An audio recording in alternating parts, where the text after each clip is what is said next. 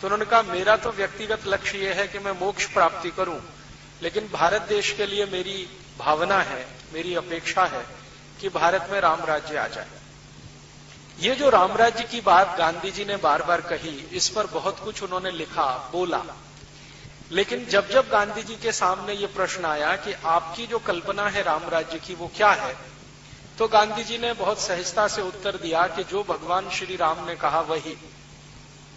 अब भगवान श्री राम ने राम राज्य के बारे में, अपने राज्य के बारे में कहां कुछ कहा, इस दृष्टि से बहुत दिन में खोजता रहा और बहुत सारे राम कथा के जो विद्वान लोग हैं, मर्मज्ञ हैं, उनसे मिलता रहा कि भगवान श्री राम ने राम राज्य के बारे में क्या कहा है। ज्यादातर जगह मुझे निराशा हाथ लगी। जितने भी राम कथा के वाचक हैं, जिनके पास में ये प्रश्न लेके गया कि भगवान श्री राम ने राम राज्य के बारे में क्या कहा, अपने राज्य के बारे में क्या कहा, राम राज्य होता कैसा है, उसकी सेना कैसी होती है, उसकी अर्थव्यवस्था कैसी होती है, उसके नियम कायदे कानून कैसे होते हैं, आखिर वो राज्य है तो उसकी राजनीति क्या है, उसकी सीमाएं कैसी हैं, ऐसे ऐसे प्रश्नों को लेकर जब जब मैं साधु संतों से, रामकथा मर्मज्ञों से मिलता रहा तो निराशा ही हाथ लगी, क्योंकि बहुत कोई उचित और स्पष्ट उत्तर उनके यहां से नहीं मिला।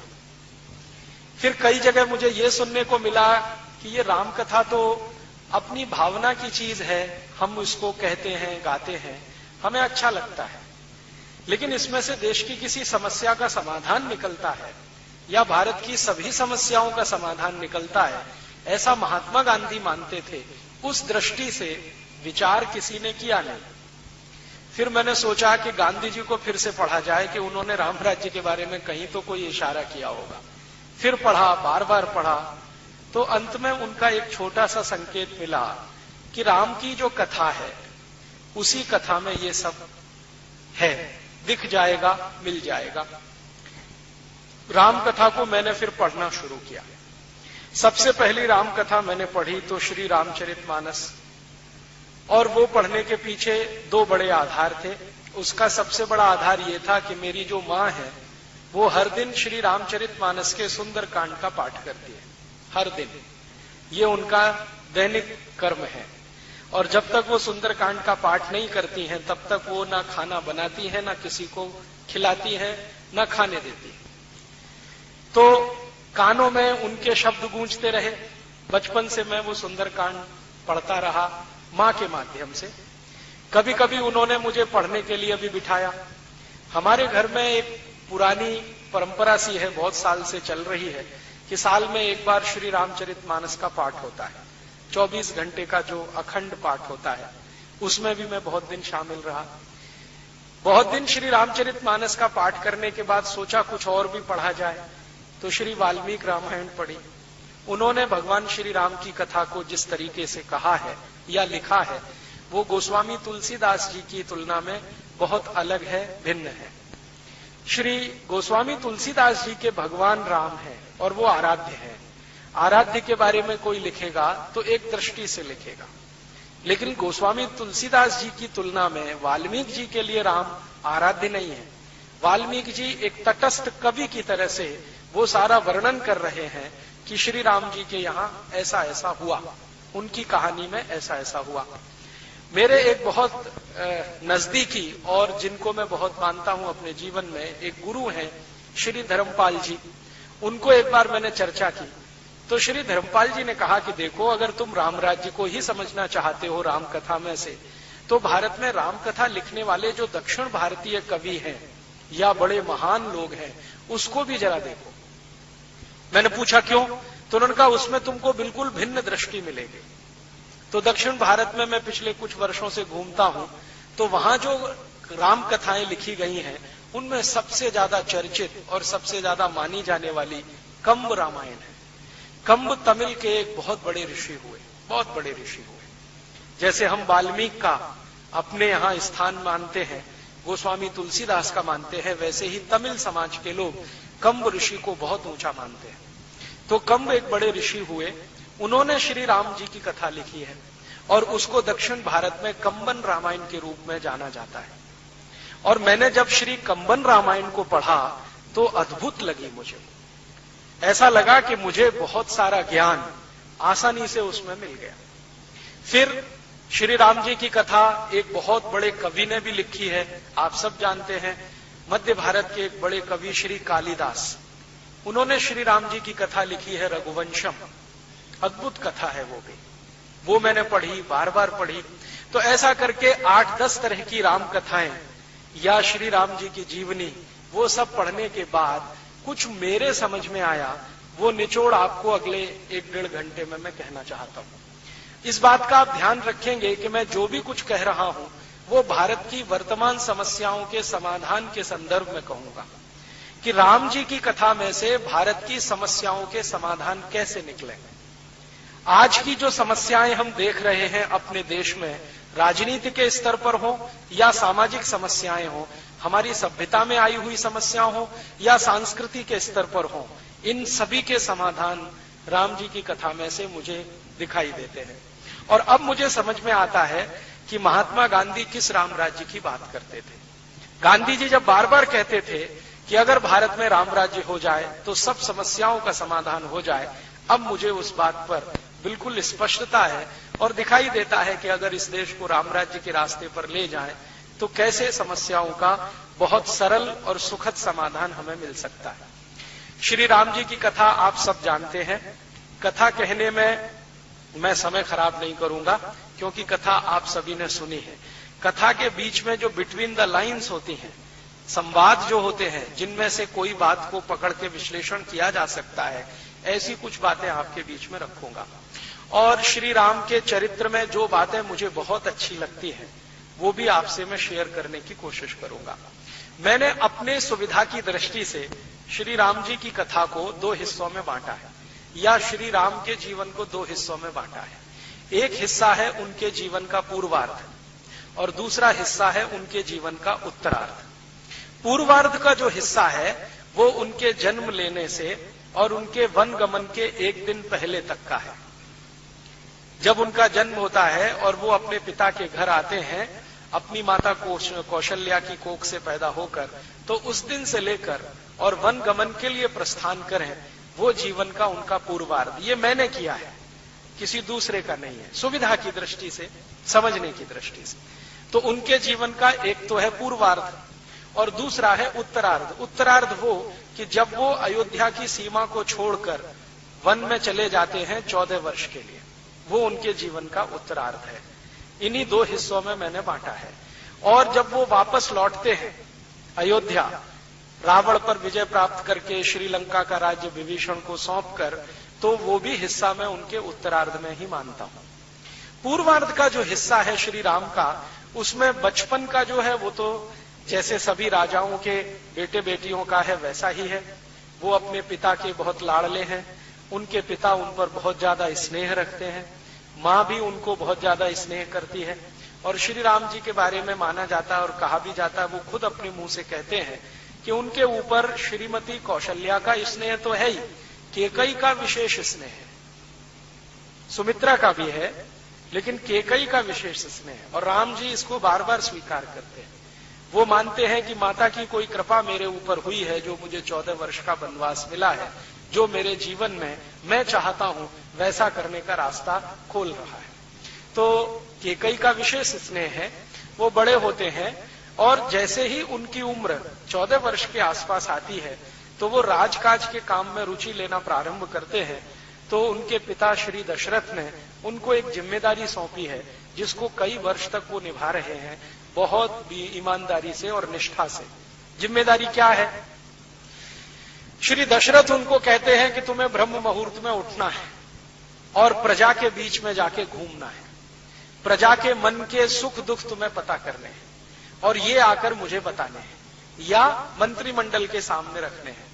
तो भगवान श्री राम या राजकुमार श्री राम बिना किसी वो तकलीफ के, बिना किसी दुख को महसूस किए हुए या बिना किसी रुकावट के हर दिन नियमित रूप से ब्रह्म मुहूर्त में उठते हैं, दैनिक कर्म से निवृत्त होते हैं और प्रजा के बीच में घूमते हैं, प्रजा से हालचाल पूछते हैं, लोगों से बात करते हैं, आप क्या महसूस करते हैं, राज्य कैसा चल रहा है, नीतियां कैसी हैं, राजा के बारे में, राजा के राज्य के अधिकारियों के बारे में नियमित रूप से वो फीडबैक लेते हैं, जानकारी लेते हैं। लौट कर आकर दरबार में अपने पिता श्री दशरथ को बताते हैं कि देखो इस प्रश्न पर प्रजा ऐसा सोचती है, उस प्रश्न पर ऐसे सोचती है। और दशरथ श्री राम की दी गई सूचनाओं के अनुसार बहुत सारे फैसले करते हैं। कोई नीति बदलनी है तो नीतियों को बदलते हैं, राज्य के किसी अधिकारी को दंड देना है तो दंड देते हैं। और दशरथ जी का ऐसा मानना है कि राम झूठ नहीं बोलता, क्योंकि उसमें बहुत सारे सद्गुण हैं। उनमें से एक सद्गुण है कि उसके मुंह से झूठ बात कभी निकलती नहीं, वो झूठ कभी बोलता नहीं, सत्य का आचरण हमेशा रखता है और उसे वो छोड़ता नहीं। तो वो जैसा भी आके भगवान राम उनको बताते हैं, दशरथ जी उनको पूरा का पूरा मान करके अक्षर से सच है वैसे ही वो न्याय करते हैं, वैसे ही फैसले करते हैं। तो उनका राज्य बहुत अच्छे से चल रहा है, प्रजा में काफी सुख है, दुख नहीं है, तकलीफें नहीं है।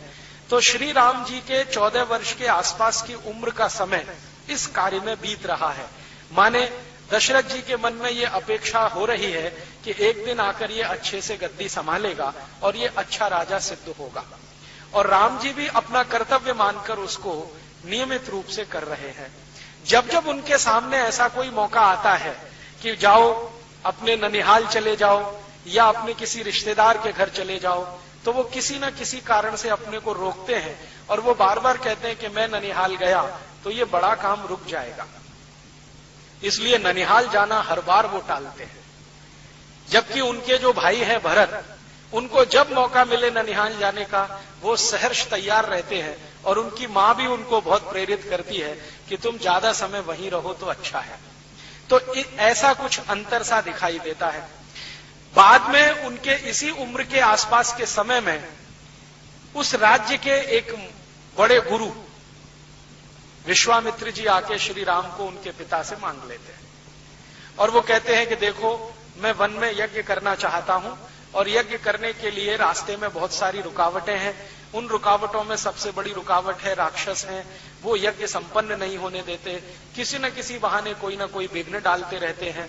मैं शस्त्र नहीं उठाने की कसम खा चुका हूं, वरना मैं स्वयं इन राक्षसों का संहार करने में समर्थ हूं। तो मुझे आप अपना बेटा दीजिए जो इन राक्षसों का संहार करे और मेरा यज्ञ निर्विघ्न संपन्न करे। बाद में विश्वामित्र जी दशरथ के दरबार में आकर पूरी कहानी सुनाते हैं कि इन राक्षसों ने कैसा उत्पीड़न कर रखा है, कैसा अत्याचार मचा रखा है, कैसे ये सब चीजों को तहस नहस करने में लगे हुए हैं, आदि आदि। आप जानते हैं कि राजा दशरथ के जो गुरु हैं वो वशिष्ठ हैं, लेकिन विश्वामित्र भी उनसे कुछ नीचे नहीं है। वशिष्ठ की राज दरबार में बहुत इज्जत है, सम्मान है, लेकिन विश्वामित्र का समाज में बहुत सम्मान है। उस समय का जो समाज है, उस समाज में विश्वामित्र की ऊंचाई बहुत है और राज्य के अंदर वशिष्ठ की ऊंचाई है। तो जब विश्वामित्र आते हैं और राम जी को मानते हैं तो दशरथ कहते हैं कि ठीक है, मैं वशिष्ठ से बात करूंगा और मेरे गुरु अगर कहते हैं तो जरूर शहर से जाने की अनुमति है। तो वशिष्ठ से दशरथ जी का संवाद होता है। उस संवाद में श्री राम जी भी पहुंच जाते हैं। हालांकि उनको उनके पिता ने अनुमति नहीं दी है कि तुम इसमें शामिल हो, लेकिन वो कहते हैं कि मेरे बारे में फैसला हो रहा है, इसलिए मेरा रहना आवश्यक है। तो वशिष्ठ जी कुछ ऐसे इशारे में संकेत करते हैं कि राम का वहां जाना ठीक नहीं है, उसकी जरूरत भी नहीं है। हम चाहें तो विश्वामित्र के साथ अपनी सेना को भेज देते हैं, ये सेना जाएगी, राक्षसों का संहार करके वापस आ जाएगी, इसमें कोई तकलीफ नहीं है। तो राम पूछ रहे हैं आप ऐसा क्यों सोचते हैं? तो वशिष्ठ कहते हैं कि देखो तुम्हारे पिताजी वृद्ध हो चुके हैं, इनको अभी वानप्रस्थी होना है, राजकाज से मुक्त होना है, अब तुम्हें इस राज्य को संभालना है, तुम्हें ये पद मिलना है, इस पर बैठकर इसकी गरिमा है, इसकी इज्जत है, प्रतिष्ठा है, वो बढ़ानी है, इसलिए हम तुमको वन नहीं भेज सकते। पता नहीं वहां कितना समय लगे, 2 वर्ष लग जाए, 5 वर्ष लग जाए, हो सकता है ज्यादा समय लग जाए, क्योंकि ये राक्षसों का साम्राज्य, खासकर जो मायावी राक्षस हैं उनका साम्राज्य बहुत फैल गया है। अयोध्या की सीमा को छोड़कर जितनी सीमाएं वर्णन की गई हैं वो सब राक्षसों के कब्जे में है। तो श्री राम कहते हैं कि मुझे जीवन में एक ही तो मौका मिल रहा है अपने को साबित करने का, और आप वो भी मुझसे छीन लेना चाहते हैं। और वो कहते हैं कि मुझे तो लगता है कि विश्वामित्र मेरे बड़े हितैषी हैं आपकी तुलना में। तो वशिष्ठ उनसे पूछ रहे हैं कि तुमको ऐसा क्यों लगता है? तो वो कहते हैं कि देखो, जब तक मैं राजमहल में रहता हूं तो मुझे प्रजा के सुख दुख का सिर्फ अनुभव हो जाए, इसकी मैं कोशिश करता हूं प्रयास पूर्वक। लेकिन अगर मैं राजमहल छोड़ के चला जाऊं और जंगल में रहने लगूं ऐसे ही जैसे सामान्य प्रजा रहती है, तो मुझे प्रयास पूर्वक अनुभव नहीं करना पड़ेगा, आसानी से मुझे अनुभव होने लगेगा। तो जब तक मैं ये राजमहल के सुख नहीं छोड़ूंगा तब तक मुझे दुख का अनुभव होगा नहीं, और जब तक दुख का अनुभव नहीं होगा तब तक न्याय और अन्याय का अंतर मुझे नहीं पता होगा, श्रेय और प्रेय का अंतर नहीं मालूम है, क्या अभीष्ट है क्या नहीं है ये मैं समझ नहीं पाऊंगा, इसलिए मुझे तो जाना ही है। अब इस तरह के वाक्य जब वो बोलते हैं तो वशिष्ठ जी कहते हैं कि फिर ठीक है, जैसी तुम्हारी इच्छा। तो श्री राम जी कहते हैं मेरी इच्छा नहीं, ईश्वर की इच्छा, ईश्वर की इच्छा। तो वो कहते हैं वो कैसे? तो उन्होंने कहा ये ईश्वर की इच्छा है कि मैं जाऊं, वरना विश्वामित्र ऐसे ही नहीं आए हैं। विश्वामित्र खुद इतने तपस्वी हैं और बलशाली हैं जिन्होंने अद्भुत अद्भुत किस्म के अस्त्र और शस्त्रों का निर्माण किया है। वो चाहे तो राक्षसों का पूरा साम्राज्य मिटा सकते। वो कह रहे हैं कि मैंने एक संकल्प किया है कि राक्षसों के युद्ध नहीं लड़ूंगा, लेकिन वो संकल्प तोड़ भी सकते हैं और संकल्प तोड़ने का प्रायश्चित करने की भी हैसियत उनकी है, लेकिन कुछ विशेष सोच विचार कर वो मुझे लेने आए हैं। तो मैं मानता हूं कि ये ईश्वर की कोई इच्छा है। और वशिष्ठ को कहते हैं कि मैं तो बहुत आस्थावान हूं, ईश्वर के प्रति मेरा परम विश्वास है, और वो कहते हैं कि नियति निश्चित है, इसलिए मुझे लगता है कि ये वनगमन जाना ही है। तो वो निकलते हैं और अपने साथ अपने भाई लक्ष्मण को ले जाते हैं। पहले तो वो सोचते हैं मैं अकेला जाऊं, लेकिन लक्ष्मण उनको बहुत जिद करके तैयार करते, नहीं मैं भी आपके साथ चलूंगा। लक्ष्मण की जो मां है सुमित्रा, वो उनको बार बार ये सिखा रही है कि तुम्हें राम की छाया बन के रहना है, जीवन के किसी भी मोड़ पर उन्हें छोड़ना नहीं है, तुमको उनसे सीखना है, अपना इष्ट उनको बनाना है। तो सुमित्रा की शिक्षा, बाद में दशरथ का आशीर्वाद, दोनों मिलकर विश्वामित्र के साथ जाते हैं। अब विश्वामित्र के साथ जब वो जा रहे हैं तो सबसे महत्व की बात जो मुझे समझ में आती है वो ये कि जब उनको कहा उनके पिता श्री दशरथ ने कि देखो राक्षसों से युद्ध होगा, तुम अपने साथ सेना लेकर जाओ, तो श्री राम कहते हैं कि सेना लेकर गया तो क्या फायदा। तो कहते हैं अच्छा ठीक है, सेना लेके नहीं जा रहे हो तो अस्त्र शस्त्र लेकर जाओ। तो उन्होंने कहा अयोध्या के अस्त्र शस्त्रों से लड़ा तो क्या फायदा। फिर वो कह रहे हैं कि अच्छा ठीक है, ना तुम सेना ले जाना चाहते हो ना अस्त्र शस्त्र ले जाना चाहते हो, इस राज्य के कुछ बहादुर सैनिक हैं उनको अपने साथ ले जाओ।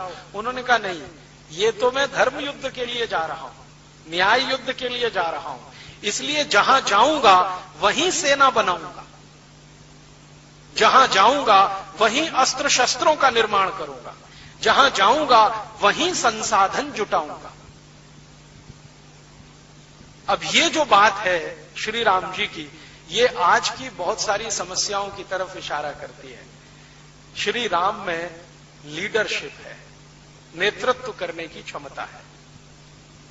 लीडर वो होता है जो जहां जाए वहीं व्यवस्था बना ले। और आज के भारत की राजनीति में लीडर पैदा होना बंद हो गए हैं, अब मैनेजर पैदा होते हैं। मैनेजर माने वो जिसको सब कुछ दिया जाए तब कुछ करे। हमारे आज के नेता पता है क्या कहते हैं? टीए चाहिए, डीए चाहिए, एचआरए चाहिए, बेसिक सैलरी में इतने सारे इमोल्यूमेंट्स चाहिए, इतने करोड़ रुपए का खर्चा चाहिए, ऐसी गाड़ियां चाहिए, एसी फर्स्ट क्लास का पास चाहिए, हवाई जहाज की नियमित यात्राएं चाहिए, तब जाकर हम कुछ करेंगे। तो ये लीडर नहीं है, ये तो मैनेजर है। क्योंकि किसी कंपनी में हम मैनेजर को नियुक्त करते हैं तो उसके लिए सब सुविधाएं जुटा कर देते हैं। एक एसी चैम्बर होता है, गाड़ी होती है, टेलीफोन होता है, मोबाइल फोन होता है, सब कुछ होता है। सुविधाएं जुटाकर हम देते हैं, तब जो काम करता है वो मैनेजर होता है। और बिना सुविधाओं के काम करके जो बना लेता है वो लीडर होता है। तो श्री राम में लीडरशिप है और उनको अपनी लीडरशिप पर इतना भरोसा है कि वो कह रहे हैं कि मैं वन में चला गया, आप परेशान मत हो, जो वन में रहने वाले लोग हैं उन्हीं के बीच से सेना खड़ी करूंगा। उनके पास जो संसाधन है उन्हीं संसाधनों से अपने काम चलाऊंगा। कभी मैं अयोध्या राज की सेना मांगने के लिए नहीं आऊंगा। हां, जरूरत पड़ेगी तो गुरु विश्वामित्र का निर्देश लेता रहूंगा और युद्ध नीति में उनसे कुछ सीखता रहूंगा, लेकिन मांगने तो नहीं आऊंगा। उनका अपना आत्मविश्वास इतने गजब का है। और वो लक्ष्मण को पूछते हैं, तुम्हें मंजूर है? हम बिना सेना के जा रहे हैं, बिना दास दासियों के जा रहे हैं, बिना संसाधनों के जा रहे हैं, हम अपना रथ भी लेके नहीं जा रहे हैं, रथ भी यहीं छोड़ेंगे। अयोध्या की सीमा खत्म हो जाएगी, उसके बाद रथ आगे नहीं जाएगा, पैदल ही जाना पड़ेगा। जैसे विश्वामित्र कहेंगे वैसे ही करना पड़ेगा। कंदमूल खाने पड़ेंगे, जंगलों में सोना पड़ेगा, पेड़ के नीचे कुटिया बनानी पड़ेगी। हो सकता है कि बहुत सारे कीड़े मकोड़े हमें परेशान करें, उनके बीच में सुरक्षित रहना पड़ेगा। तैयार हो? तो लक्ष्मण कहता है, इसमें पूछने की क्या बात है? तो वो कहते हैं, नहीं नहीं, अभी तक तुमने दुख देखा नहीं है, अभी तो राजमहल के सुख में तुम रहे हो। तो वो पूछ रहे हैं लक्ष्मण को कंबन रामायण में जो ऋषि है ना, उन्होंने राम के बराबर रखा है। मतलब लक्ष्मण बोलते हैं, रामचरितमानस में लक्ष्मण ज्यादा सुनते हैं, कंब रामायण में लक्ष्मण बोलते हैं और बराबर बोलते हैं। तो कंब रामायण में लक्ष्मण कह रहे हैं कि अच्छा, आपने कौन सा दुख देखा है इन महलों में? आपने अभी तक सुख ही सुख देखा है, तो मैंने भी देखा है। अब आप दुख झेलना शुरू करेंगे, मैं भी सीख लूंगा, इसमें कोई मुश्किल नहीं है, चलो। तो दोनों निकलते हैं विश्वामित्र के साथ। विश्वामित्र के साथ रास्ते भर जो संवाद उनका चला है, अद्भुत है, बहुत ही अद्भुत है। विश्वामित्र राम को बहुत सारे प्रश्न करते हैं और उन प्रश्नों के जो वो उत्तर देते हैं तो विश्वामित्र गदगद होते हैं। वो कहते हैं कि ये लड़का समय से पहले परिपक्व हो चुका है और भविष्य का चक्रवर्ती सम्राट या राजा होने की इसमें सभी काबिलियत है। तो ऐसे बहुत सारे प्रश्न हैं जो विश्वामित्र और राम के संवाद के रूप में है। तो विश्वामित्र पहला प्रश्न पूछ रहे, राम तुम्हें मालूम है हम कहां जा रहे हैं? तो हां, वन में जा रहे हैं, कहीं आपकी कुटिया बनी हुई है, वहां राक्षस बहुत उत्पात मचा रहे हैं, वो आपको यज्ञ नहीं करने दे रहे हैं और आपको यज्ञ करना है, क्योंकि ये यज्ञ आप अपने लिए नहीं कर रहे हैं, समाज के लिए कर रहे हैं, समाज को सुख मिले इसके लिए यज्ञ कर रहे हैं। तो मैं भी समाज का एक अंग हूं, आपके यज्ञ में निर्विघ्नता आए, वो संपन्न हो, ऐसी मेरी इच्छा है, उसमें सहयोग करने जा रहा हूं। तो वो पूछ रहे हैं विश्वामित्र कि तुम जहां जा रहे हो वहां किस तरह के राक्षस रहते हैं, अंदाजा है? तो उन्होंने कहा, अंदाजा तो नहीं है, लेकिन देख लूंगा, पता चल जाएगा कितने मजबूत हैं, कितने ताकतवर हैं, उनकी शक्ति कितनी है, मेरी शक्ति कितनी है। तो फिर वो कह रहे हैं कि सेना तो लिया नहीं है हमने, राजा दशरथ तो तैयार थे सेना देने के लिए, पैसा भी लिया नहीं है हमने, दास दासियां लिया नहीं है हमने, मैनेजर लिए नहीं है, तुम्हारे सहयोगी है नहीं, तुम्हारे पास अपना तीर कमान है, धनुष है, लक्ष्मण के पास इतना है, अब क्या करेंगे वहां? तो श्री राम कहते हैं एक वाक्य, वो कहते हैं कि हम जन सेना बनाएंगे। राजा दशरथ की सेना तो दूसरे तरह की है, हम तो दूसरे तरह की सेना बनाएंगे। तो विश्वामित्र जिज्ञासा से पूछते हैं, तुम्हारा क्या मानना है, राजा दशरथ की सेना कैसी है? तो वो कहते हैं, राजा दशरथ की सेना में जितने भी सैनिक हैं वो सब वेतन पर काम करने वाले हैं। तो इनकी जो देशभक्ति है या स्वामी भक्ति है वो वेतन से जुड़ी हुई है। जब तक इनको समय से वेतन मिलता रहता है, इनके मन में देशभक्ति प्रज्वलित रहती है। जो एक महीने भी इनका वेतन ना मिले तो ये सब बिखर जाते हैं, इनमें दम नहीं है। इनकी ताकत से राक्षस राज्य का सफाया नहीं होता। तो फिर विश्वामित्र पूछ रहे हैं, तुम्हें शक है कोई? हां, राम कह रहे हैं, बहुत बड़ा शक है। अगर राक्षसों का कोई राजा इनके पास आए और हमसे ज्यादा सैलरी और पगार ऑफर कर दे तो ये तो सब चले जाएंगे उनके पास, इन पे भरोसा नहीं है मुझे। तो उन्होंने कहा, तुम ऐसा किस आधार पर कहते हो? तो उन्होंने कहा, मैं रोज यही देखता हूं अपने राज्य माने अयोध्या में, मैं रोज सुबह ब्रह्म मुहूर्त में निकलता हूं, सैनिकों के घर में भी जाता हूं, सेना प्रमुख के यहां भी जाके बैठता हूं, उनसे जो संवाद होते हैं उससे मेरे समझ में आता है कि ये पैसे के लिए लड़ने वाले हैं, इनकी ताकत नहीं है। इसलिए मैं तो ऐसे सैनिक तैयार करूंगा जो अपने सम्मान और इज्जत के लिए लड़ेंगे, अपने अस्तित्व के लिए लड़ेंगे, उनकी ताकत इनसे कई गुनी ज्यादा होगी। तो विश्वामित्र पूछ रहे हैं कि जरा और स्पष्ट करो। तो वो कह रहे हैं कि देखो, जंगलों में कोई लोग तो रहते हैं। तो विश्वामित्र से पूछ रहे हैं, बताओ कौन तरह के लोग रहते हैं। तो विश्वामित्र भारत के उन जनजातियों के नाम गिना रहे हैं उनको जो जंगलों में निवास करती हैं। जैसे गोंड जनजाति है, भील जनजाति है, कोल जनजाति है, ऐसी 4556 जनजातियां हैं जो शहरों में रहती, नगरों में नहीं रहती। आज दुर्भाग्य से हम उन सबको आदिवासी कहते हैं, राम जनजाति के रूप में संबोधित करते हैं। तो राम कह रहे हैं कि ये जो 4556 किस्म की जनजातियां हैं, इनका राक्षसों से क्या लेना देना है। तो विश्वामित्र समझाते हैं कि राक्षस इन्हीं को परेशान करते हैं, इनके घर लूट लेते हैं, इनकी संपत्ति लूट लेते हैं, इनके घर की बेटियों को ले जाते हैं, इनकी पत्नियों का शील हरण कर देते हैं, उनकी बेइज्जती करते हैं, उनका सम्मान खत्म कर देते हैं और घरों में आग लगा देते हैं। इनके घरों से पकड़े हुए लोगों को दास बनाकर कहीं बेच देते हैं। राक्षस इस किस्म के लोग हैं। तो राम कहते हैं कि बस मेरा समाधान हो गया। विश्वामित्र पूछते हैं क्या? तो कहते हैं मैं इन्हीं के बीच में जाऊंगा, चूंकि राक्षस इनको परेशान कर रहे हैं, चूंकि ये राक्षसों से पीड़ित हैं, चूंकि उनसे बहुत साल से शोषित हैं, चूंकि इनके सम्मान को राक्षसों ने बार बार तोड़ा है, इसलिए इनके मन में चिंगारी थोड़ी सी सुलगाऊंगा, ये बहुत बड़े सैनिक बन जाएंगे। तो विश्वामित्र कहते हैं कि राम, ये तो सब साधारण लोग हैं। कैसे लोग हैं? राम पूछ रहे हैं, मैंने तो देखा नहीं है। तो वो राम जी को समझा रहे हैं विश्वामित्र के, देखो इन जनजातियों में कुछ जनजातियां ऐसी हैं जो लोहे के औजार बनाती हैं, माने लोहारी का काम करती है। तो राम ने कहा तब तो बहुत अच्छा है, जो लोहारी जानते हैं वो अस्त्र शस्त्र भी बना सकते हैं। जिनको रॉ मटेरियल पीटना आता है, कच्चे लोहे को पीटना आता है, वो शस्त्रों का निर्माण भी कर लेंगे, अस्त्रों का भी निर्माण कर लेंगे। अब बताओ दूसरे कौन है? तो उन्होंने कहा दूसरी वो जनजातियां हैं जो कुम्हारी का काम करती हैं। तो उनका फिर तो और काम बन गया मेरा। तीसरी जनजातियां बैलगाड़ी बनाने का काम करती हैं। चौथी जनजातियां बांस का काम करती हैं। तो श्री राम जी कहते हैं कि ये जितने तरह की जनजातियां हैं, चूंकि सब कुछ ना कुछ काम करते हैं, इसलिए मेरी सेना इन्हीं से बनेगी। अब ये सेना युद्ध कैसे करेगी? तो श्री राम जी कहते हैं कि ये हर समय युद्ध नहीं करेगी। ये सेना के सैनिक हर समय अपना काम करेंगे, जब युद्ध का समय आएगा तो काम छोड़कर मैदान में लड़ेंगे। तो विश्वामित्र कहते हैं कि तब तो इनको विशेष प्रशिक्षण देना पड़ेगा। तो राम ने कहा उसकी जिम्मेदारी मैं लेता हूं, इनको विशेष प्रशिक्षण देना है वो मेरी जिम्मेदारी है। तो इस तरह का संवाद करते करते सीमा खत्म होती है और विश्वामित्र के वन का जो स्थान है वहां आके वो टिकते हैं। आते ही मुठभेड़ हो जाती है और वो वध करना शुरू करते हैं।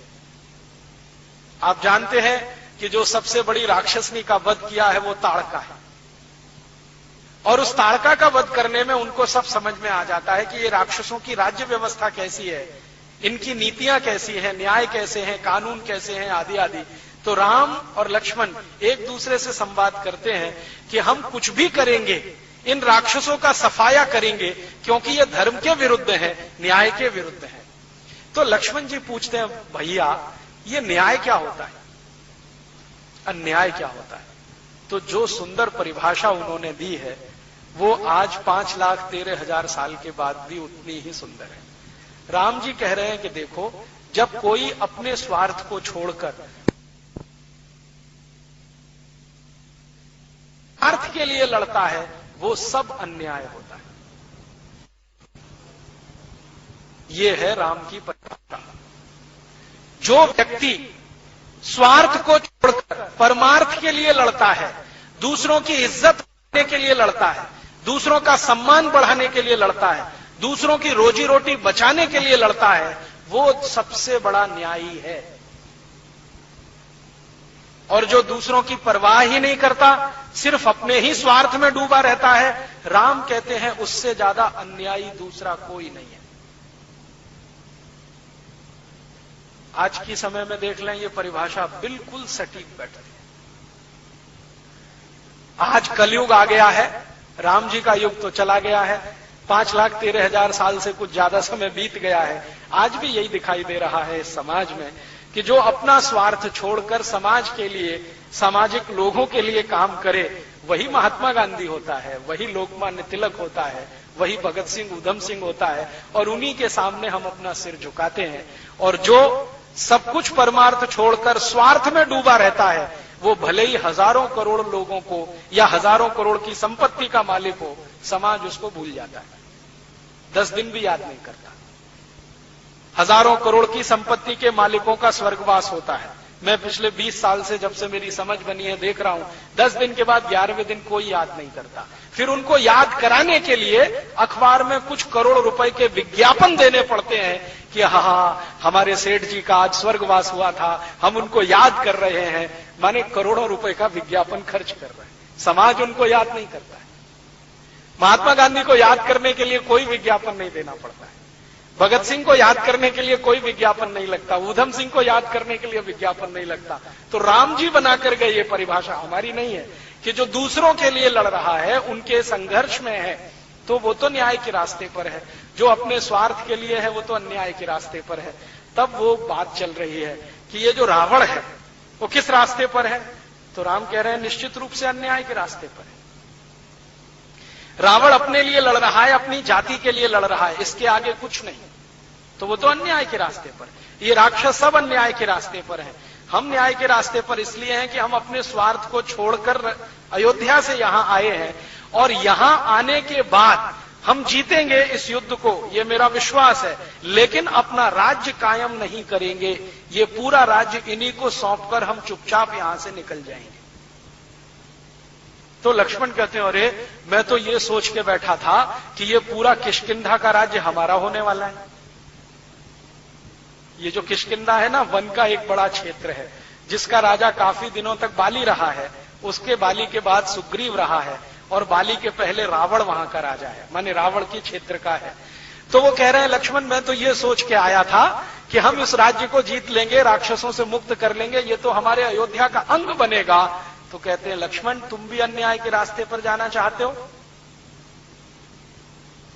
तो लक्ष्मण कह रहे हैं कि हमारे भारत में तो चक्रवर्ती सम्राट वही होता है जो दूसरों के राज्य को जीत लेता है। तो राम कहते हैं कि मैं चक्रवर्तित्व की परिभाषा बदलना चाहता हूं और एक नई परिभाषा गढ़ना चाहता हूं।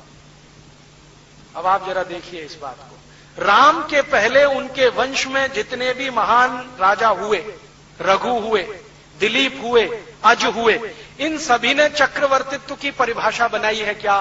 कि किसी राज्य के लिए अगर वो लड़े, जीत लिया, तो राज्य उनके अधीन आया, राज ने उनकी मातहती की। और इस तरह से रघु चक्रवर्ती हुए, अज चक्रवर्ती हुए, दिलीप चक्रवर्ती हुए, ये सब दशरथ के पूर्वज हैं, दशरथ के पिता पितामह ये सब हैं। राम कहते हैं कि मैं अपने कुल में चक्रवर्तित्व की परिभाषा बदलना चाहता हूं और आज से नई परिभाषा गढ़ना चाहता हूं कि हम राज्यों को जीतेंगे लेकिन अपने राज्य का अंग नहीं बनाएंगे। इसी राज्य में से किसी को निकालकर उसको राजा बनाकर हम वापस अपने घर चले जाएंगे।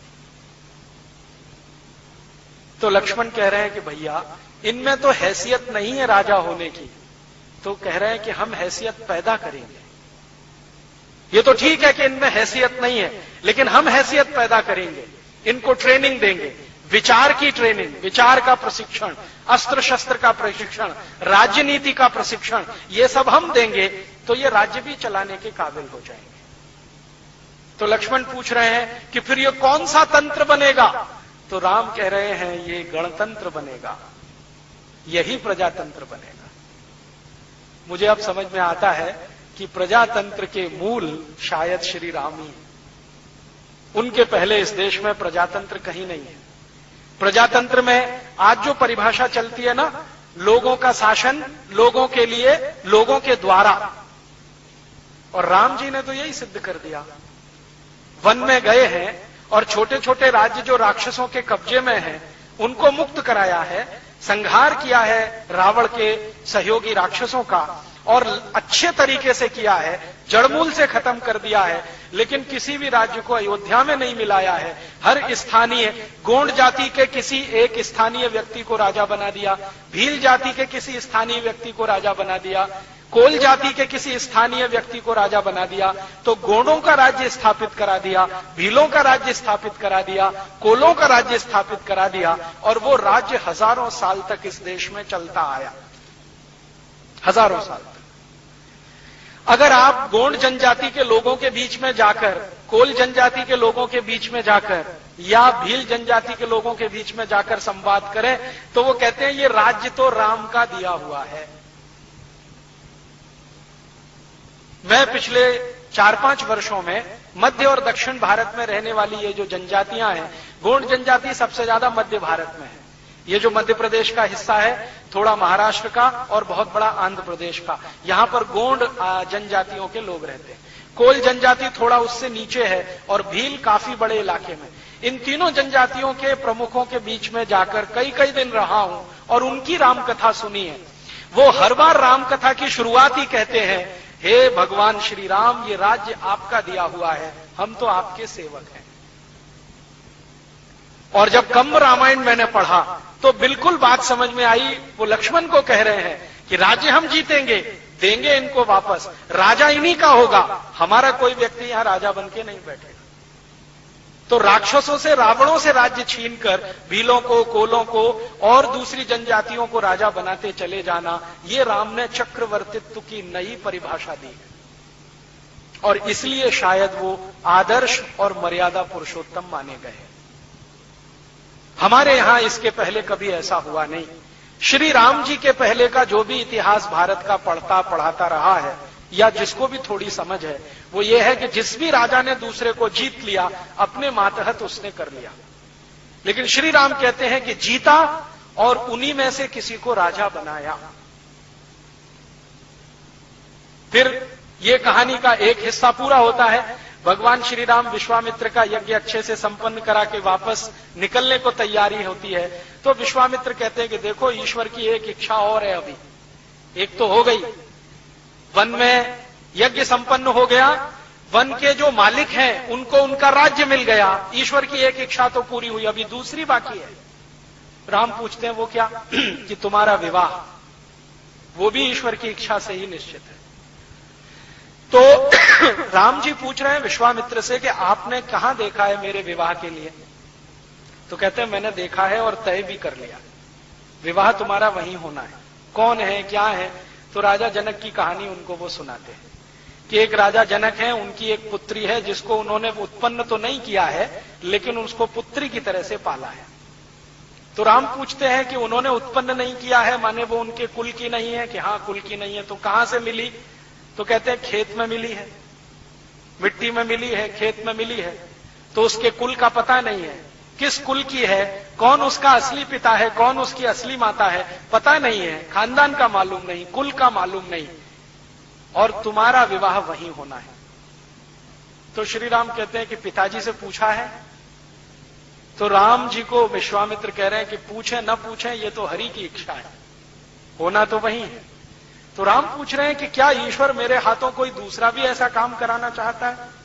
तो कहते हैं हां, जिस लड़की का कुल पता नहीं, जिसके मां बाप का पता नहीं, जिसका असली खानदान क्या है उसका पता नहीं, जब श्री राम तुम उससे शादी करोगे तब उसको जो प्रतिष्ठा मिलेगी तो एक दूसरी मर्यादा बनेगी। तो श्री राम कहते हैं कि अच्छा ठीक है, आपको ऐसा ही लगता है कि इसमें भी कोई मर्यादा बन रही है, मैं सहर्ष तैयार हूं। तो लक्ष्मण कहते हैं सोच लो भैया, दूसरा मौका नहीं मिलेगा।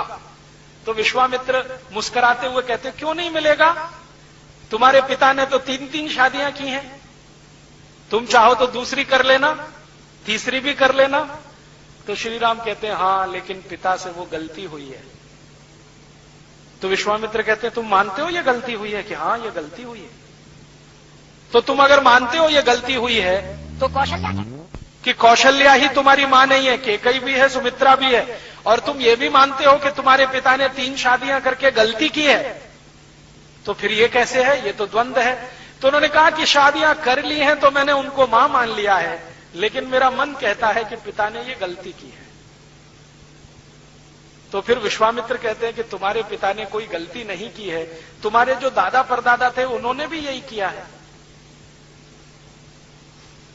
और राम का जो वंश है, जिसको रघुवंश कहते हैं, रघुवंश के सभी राजाओं ने एक से ज्यादा शादियां की हैं, अर्थात सभी के पास एक से ज्यादा पत्नियां हैं। तब राम कहते हैं कि गुरुदेव, मैं आपके सामने संकल्प करता हूं कि मैं दूसरी मर्यादा एक पत्नी व्रत की सिद्ध करके रहूंगा। तो वो पूछते हैं कैसे, क्यों?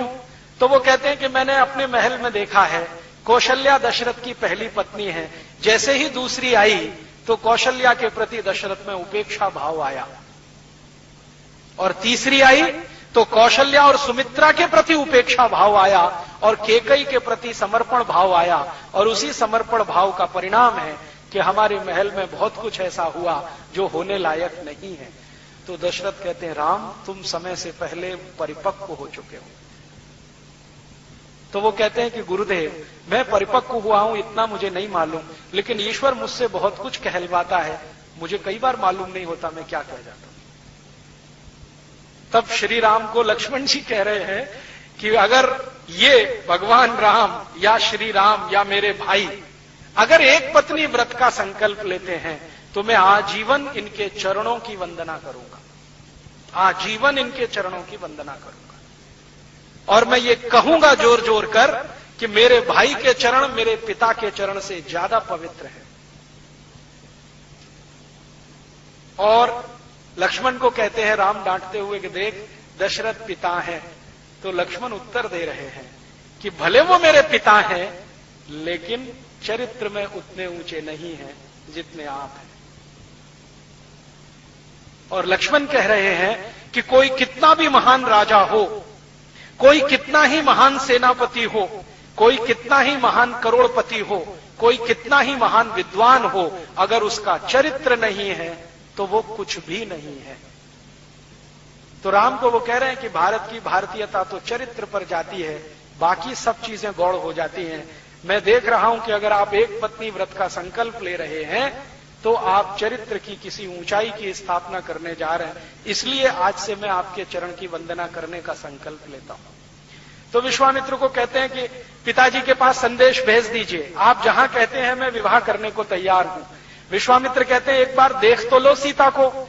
तो राम कहते हैं देखना क्या है, तय हो गया है ना कि वो बिना किसी कुल की है, उसका कोई खानदान नहीं है, उसके पिता का पता नहीं, माता का पता नहीं, जनक ने उसको पाला है लेकिन उसके असली मां बाप का पता नहीं है।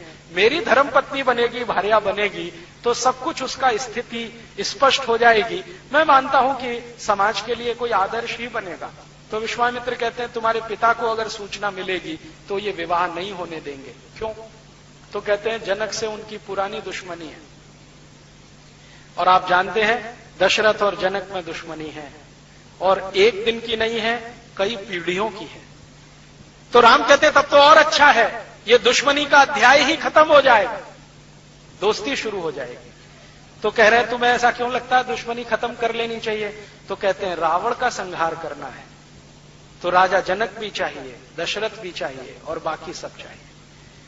और रावण का अकेले का संहार नहीं करना है, उसकी प्रशासनिक व्यवस्था, उसकी राजनीति का संहार करना है, क्योंकि वो स्वार्थ आधारित है। हमें परमार्थ आधारित राजनीति की स्थापना करनी है। तो श्री विश्वामित्र कहते हैं चलो भाई, अब जैसी तुम्हारी इच्छा, तुम्हारे पिता को बिना बताए चलते हैं। अब पहुंच जाते हैं राजा जनक के दरबार में। राजा जनक ने कहा है कि भाई मेरी पुत्री का विवाह मैं तय नहीं करूंगा, मेरी पुत्री तय करेगी। और क्यों करेगी? क्योंकि वो स्वयं वरा है, अपने वर को स्वयं चुनेगी। क्यों चुनेगी? तो राजा जनक कहते हैं कि उसमें बहुत सारे सद्गुण हैं, और उन्हीं सद्गुणों के आधार पर मैं कहता हूं कि वो स्वयं वरा है, मैं तय नहीं करूंगा। तो ठीक है, राजा जनक को कहते हैं विश्वामित्र के आप तय कर लो, आपकी पुत्री को पूछ लो। तो वो जो धनुष की कहानी है वो सीता जी की कहानी है। असल में कंब रामायण में सीता जी ने कहा है कि ठीक है, ये जो बड़ा धनुष रखा है जो तोड़ दे मैं तय कर लूंगी। तो बड़े बड़े राजा महाराजा आए हैं, कोई तोड़ पाया नहीं है, और राम जी ने जाके उसको तोड़ दिया है।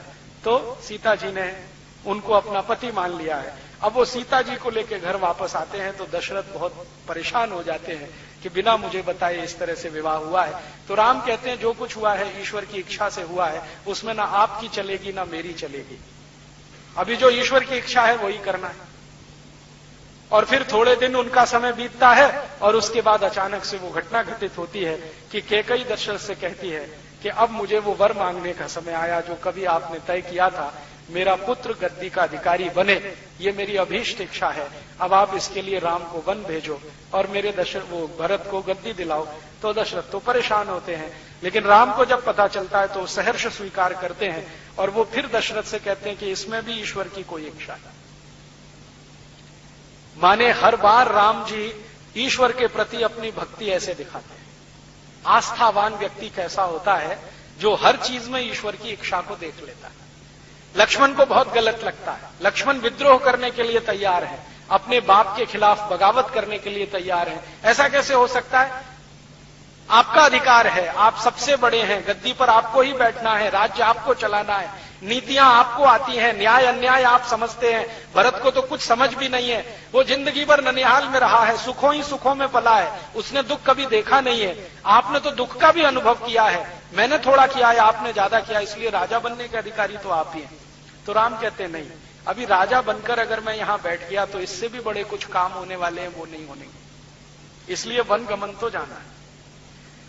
तो वन गमन जाने का तय होता है और फिर उनके साथ उनकी भार्या धर्मपत्नी सीता और फिर लक्ष्मण भी जाते हैं और वही कहानी फिर दोहराई जाती है। राजा दशरथ कह रहे हैं कि तुम वन जा रहे हो तो दास दासियों को लेके जाओ। राम कहते हैं नहीं। तुम वन जा रहे हो तो घोड़े हाथी लेके जाओ, नहीं। तुम वन जा रहे हो तो धन संपत्ति लेके जाओ, नहीं। तुम वन जा रहे हो तो अस्त्र शस्त्र लेके जाओ, नहीं। मैं जहां जाऊंगा वहीं सेना बनाऊंगा, वहीं के संसाधनों से रहूंगा। मुझे एक साधारण व्यक्ति का जीवन बिताना है और मैं जब साधारण व्यक्तियों के बीच में साधारण बनकर रहूंगा तो उनमें ज्यादा प्रेरणा पैदा होगी और शायद वो अपना लक्ष्य हासिल कर सकेंगे। एक राजा की हैसियत से जाऊंगा तो मेरे और उनके बीच में दूरी रहेगी। ये दूरी अगर पट नहीं पाई तो जो हासिल करना है वो मिलेगा नहीं। और 14 वर्ष का जो उनका वनवास है वो सब आप जानते हैं। जगह जगह जाना, कंदमूल खाना, वहीं कुटिया बना के रहना, वहीं के संसाधनों से जीवन चलाना, सुख में रहना, दुख में रहना, अलग अलग तरीके से जीवन बिताते हुए, राक्षसों का संहार करते हुए और जनजातियों का राज्य स्थापित कराते हुए वो अंत में पहुंचते हैं जब उनकी पत्नी का अपहरण होता है, रावण उठा के ले जाता है, फिर युद्ध का नाद होता है और युद्ध होता है। युद्ध में राम विजयी होते हैं, रावण हारता है। रावण हारता है तो उसके बाद विभीषण को राजा बनाते हैं। तो विभीषण खुद हैरान है कि ये मुझे राजा बना रहे हैं। वो अब तक सोच के बैठा था कि राम राजा बनेंगे। तो राम कह रहे हैं कि मेरी आज तक की परंपरा नहीं है, जिस राज्य को जीता वहां मैं राजा बना, ये हुआ नहीं, मैंने उसी राज्य के नागरिकों को राजा बनाया। तब विभीषण पूछ लेते हैं, मुझे एक जिज्ञासा है, क्या है कि आपने बाली का संहार किया था और सुग्रीव को राजा बनाया था। आपके यहां अन्याय तो नहीं है, अधर्म भी नहीं है, तो ये वाली का बद न्याय था। तो राम पूछ रहे हैं, इतने दिन बाद क्यों पूछ रहे हो तुम? अभी तो सब कहानी खत्म हो गई। तो वो कह रहे हैं कि अभी तक हिम्मत नहीं पड़ी पूछने की। क्यों नहीं पड़ी? तो वो कह रहे हैं कि सुग्रीव आपका सहयोगी है और उसके सामने मैं ये पूछूं तो मुश्किल हो जाएगी। हो सकता है आपके और सुग्रीव के बीच में मनभेद हो जाए, मतभेद हो जाए। हमारा लक्ष्य रावण को खत्म करना था, वो आपको पहले पूरा करना था, अब प्रश्न पूछ रहा हूं। तो राम कहते हैं कि देखो, बाली अधर्मी ही था, धर्मी नहीं था। कैसे अधर्मी था? तब वो सुग्रीव को कहते हैं कि कहानी सुनाओ बाली की, क्या क्या किया था उसने तुम्हारे साथ। तो सुग्रीव कहता है कि मैं और बाली दोनों सगे भाई थे और बाली हर समय मेरा अपमान करता था, बार बार मेरी पत्नी का अपमान करता था। मेरा और मेरी पत्नी का अपमान करना इतना ही नहीं, राज्य के विद्वानों की पत्नियों का और पतियों का भी अपमान करता रहता था। रावण के जैसा बनने की कोशिश करता रहता था, जैसा शोषण रावण करता है वैसा ही उसके मन में था। ये सब कहानी जब वो सुनते हैं सुग्रीव के मुंह से, तब विभीषण समझते हैं, हाँ बात तो आपकी सही है, वो अधर्मी ही था। तो राम ने कहा कि मैंने उसको मारने का संकल्प किया था, लेकिन बाली के लिए नहीं, सुग्रीव के लिए।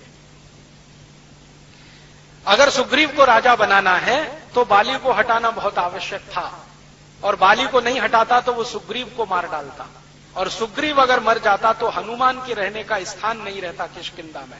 और हनुमान तो भगवान के भेजे हुए कोई दूत हैं, जिनके हाथों कोई बड़े काम इस देश में होने वाले हैं, इसलिए इनका बचना बहुत जरूरी था। आपको मालूम है किष्किंधा राज्य का जो मालिक था बाली, उसने ऐलान कर दिया था कि मैं इनमें से किसी को नहीं रहने दूंगा, न सुग्रीव को, न हनुमान को, न नल और नील को। तो राम कहते हैं ये नल नील भी भगवान के भेजे हुए हैं, इनके हाथों कोई विशेष काम होना था। आप जानते हैं बाली के हाथों अगर ये मारे गए होते तो भारत में बहुत सारा इतिहास लिखने से भारत वंचित हो गया होता। हनुमान के बारे में अगर ये हम कभी कल्पना करें कि बाली ने उनको मरवा दिया होता, तो हनुमान का जो सबसे बड़ा हमारे देश के और लोगों के सामने चरित्र आता है वो ये कि वो भारत के नागरिकों को भारत की जड़ी बूटियों से परिचित कराने वाले आदि वैद्य, क्योंकि मालूम ही नहीं था भगवान श्री राम को कि लक्ष्मण को अचेत अवस्था आई है, मूर्छा हुई है, तो कौन सी जड़ी बूटी लगेगी। वैद्य सुषेण थे, उन्होंने हनुमान जी को समझाया कि वहां वहां जाओ, वहां से कुछ ले आओ। तो हनुमान जी ने कहा हो सकता है एक दो जड़ी बूटी से काम न चले तो पूरा पर्वत ही उठा के लाए, और उन जड़ी बूटियों का परिचय श्री राम को कराया, लक्ष्मण को कराया और पूरी सेना को कराया। तो राम कहते हैं कि ये काम वंचित हो जाता। नल नील का पूछा तो उन्होंने कहा ये नल नील तो अद्भुत हैं दोनों। क्या किया है नल नील ने? राम के साथ रह के नल नील ने सबसे बड़ा काम किया है कि राम की सेना को रावण के राज्य में पहुंचाने के लिए पुल बनाया है। अब तक तो हम सब ये मानते थे कि ये रामचंद्र जी की सेना जो रावण के राज्य में पहुंची उसके लिए कोई पुल बना तो बना होगा, हमारे दिमाग में नहीं बैठता था, कल्पना नहीं आती थी। लेकिन अब अमेरिका की सबसे बड़ी वैज्ञानिक संस्था नासा ने उस पुल के चित्र निकालकर जब सबको दिखाए और उसकी कार्बन डेटिंग हुई तो पता चला कि वो पुल 5,13,000 और कुछ 100 वर्ष पुराना है, और भगवान श्री राम का रावण से युद्ध भी उतना ही पुराना है। तो सिद्ध हो गया कि ये पुल उनके समय में बना है। और श्री राम विभीषण को कह रहे हैं कि देखो मुझे नहीं आता पुल कैसे बनाया जाता है, ये नल नील दोनों जानते हैं। माने आज की भाषा में कहूं तो नल और नील दोनों कंस्ट्रक्शन के बहुत बड़े इंजीनियर जो पुल बनाया। और पुल भी कैसा बनाया? पत्थरों का पुल समुद्र के बीच में, कभी कल्पना काम न करे किसी की ऐसा। अब समुद्र में पत्थरों को डुबोना, तो नाव पे पत्थरों को रखना और नाव में किसी तीर को मार के उसको डुबो देना, ये काम वो कर रहे हैं भगवान श्री राम के साथ। तो पत्थरों को डुबोते डुबोते डुबोते डुबोते फिर एक ऊंचाई तक लाए हैं, फिर कंस्ट्रक्शन हुआ है। और उस पुल का कंस्ट्रक्शन पत्थर और पत्थर को जोड़ने वाले चूने के साथ इतना मजबूत बन गया है कि आज तक वो सुरक्षित है। 5,13,000 साल पुराना पुल सुरक्षित है, जो कभी भारत में नल नील ने भगवान श्री राम के लिए बनाया। और अब अमेरिका के वैज्ञानिक मानते हैं कि हां, भारत का साइंस और टेक्नोलॉजी कोई बहुत ऊंची चीज रही होगी, नहीं तो कैसे संभव है। पत्थरों से समुद्र के बीच में पुल बनाना, नदी पे पुल बनाना तो समझ में आता है, क्योंकि नदी की गहराई निश्चित होती है, समुद्र की गहराई ही निश्चित नहीं है। कभी कहां पर 100 किलोमीटर गहरा हो सकता है, कभी कहां पर 40 किलोमीटर, कभी कहां पर 200 किलोमीटर गहरा हो सकता है। इतने गहरे समुद्र में पुल बांध दिया। और वो पुल के फोटोग्राफ्स मैंने देखे, मेरे पास मेरे कंप्यूटर में वो पड़े हुए हैं, बहुत अच्छे से फीड किए हुए हैं। कभी मौका मिला तो एलसीडी प्रोजेक्टर की मदद से आपको दिखाऊंगा कि कैसे एक पत्थर को दूसरे से जोड़ा गया है। उसके अंदर के जो चित्र निकाले हैं ना पुल के, पत्थरों को एक दूसरे से जोड़ा है, बीच में चूना लगा के, लेकिन पत्थर खिसक ना जाए तो लोहे की कील लगी हुई है दोनों तरफ जोड़ने की। ये विज्ञान उस समय था हमारे देश में। और पुल को ऊपर से जब देखते हैं ना, सैटेलाइट से उसके सारे पिक्चर निकाले गए हैं, शायद दैनिक भास्कर अखबार में छप भी चुके हैं, कोई मुझे कल बता रहा था। मेरे पास तो उसके ओरिजिनल फोटोग्राफ्स हैं। तो वो फोटोग्राफ्स जब ऊपर से हम देखते हैं ना, तो पुल साफ दिखाई देता है कि वो ऐसे जेड शेप में बना हुआ है, स्ट्रेट लाइन नहीं है, एक रेखीय रेखा में पुल नहीं है, ऐसे है फिर ऐसे है फिर ऐसे है फिर ऐसे है फिर। बहुत दिन मैं सोचता रहा कि ऐसा पुल नल नील ने कैसे बनाया और क्यों बनाया, क्यों बनाया, जरूरत क्या थी। जैसे आजकल डैम बनाते हैं ना, डैम एक तरह का पुल ही होता है, तो सीधी लाइन में बना दिया। तो शायद भारत की तकनीकी नहीं है कि सीधी लाइन में पुल बनाया जाए, ये यूरोप की टेक्नोलॉजी है। कि वहां पुल बनाने का काम जो शुरू हुआ है यूरोप में 18वीं शताब्दी से, वो सीधी रेखा में है। भारत में शायद हो नहीं सकता, समुद्र में तो बिल्कुल असंभव है, क्योंकि एक रेखीय पुल अगर होगा, लीनियर होगा, एक ही लाइन में होगा, तो उस पर पानी का दबाव सबसे ज्यादा पड़ेगा, क्योंकि समतल चीज होती है ना, तो उस पर दबाव ज्यादा होता है। पानी का दबाव ज्यादा आएगा तो टूट जाएगा, तो 5,13,000 साल थोड़ी टिक पाएगा। तो नल नील की अकल देखो कि जो दबाव पानी का पड़े उसको एक दूसरे पर डिस्ट्रीब्यूट कर दो, एक ही स्थान पर पूरा दबाव ना पड़े, इसलिए उसको जेड शेप दे दिया। और आज के जमाने के जो हाइड्रोलिक्स के बड़े वैज्ञानिक हैं, जो जल विज्ञान के बड़े वैज्ञानिक हैं, उनसे मैं कहता हूं कि जरा इस डिजाइन की कल्पना करो, तो वो एक ही शब्द कहते हैं, अद्भुत। वो ये कहते हैं कि 5,13,000 साल पहले कोई दो व्यक्ति ऐसे हुए जिनको ये कल्पना थी, इसका माने कोई बहुत बड़े वैज्ञानिक रहे होंगे, तभी ये हो सकता है। साधारण लोगों के दिमाग में ये कल्पना नहीं आ सकती कि पानी के प्रेशर को बराबर डिस्ट्रीब्यूट करना है और उसमें शेप जेड का देना है ताकि वो ज्यादा दिन सुरक्षित रहे। पहले जब हम चर्चा करते थे हमारे कुछ आधुनिक पढ़े लिखे मित्रों के साथ, तो वो ये कहते थे कि भारत बहुत महान था, सुना है, लेकिन इसकी महानता क्या थी वो अब दिखाई देती है। ये महानता थी 5,13,000 साल पहले इस तरह के पुल का डिजाइन कर देना, और वो इतने साल तक लगातार टिके रहना, उसके बीच में कहीं क्रैक भी नहीं है।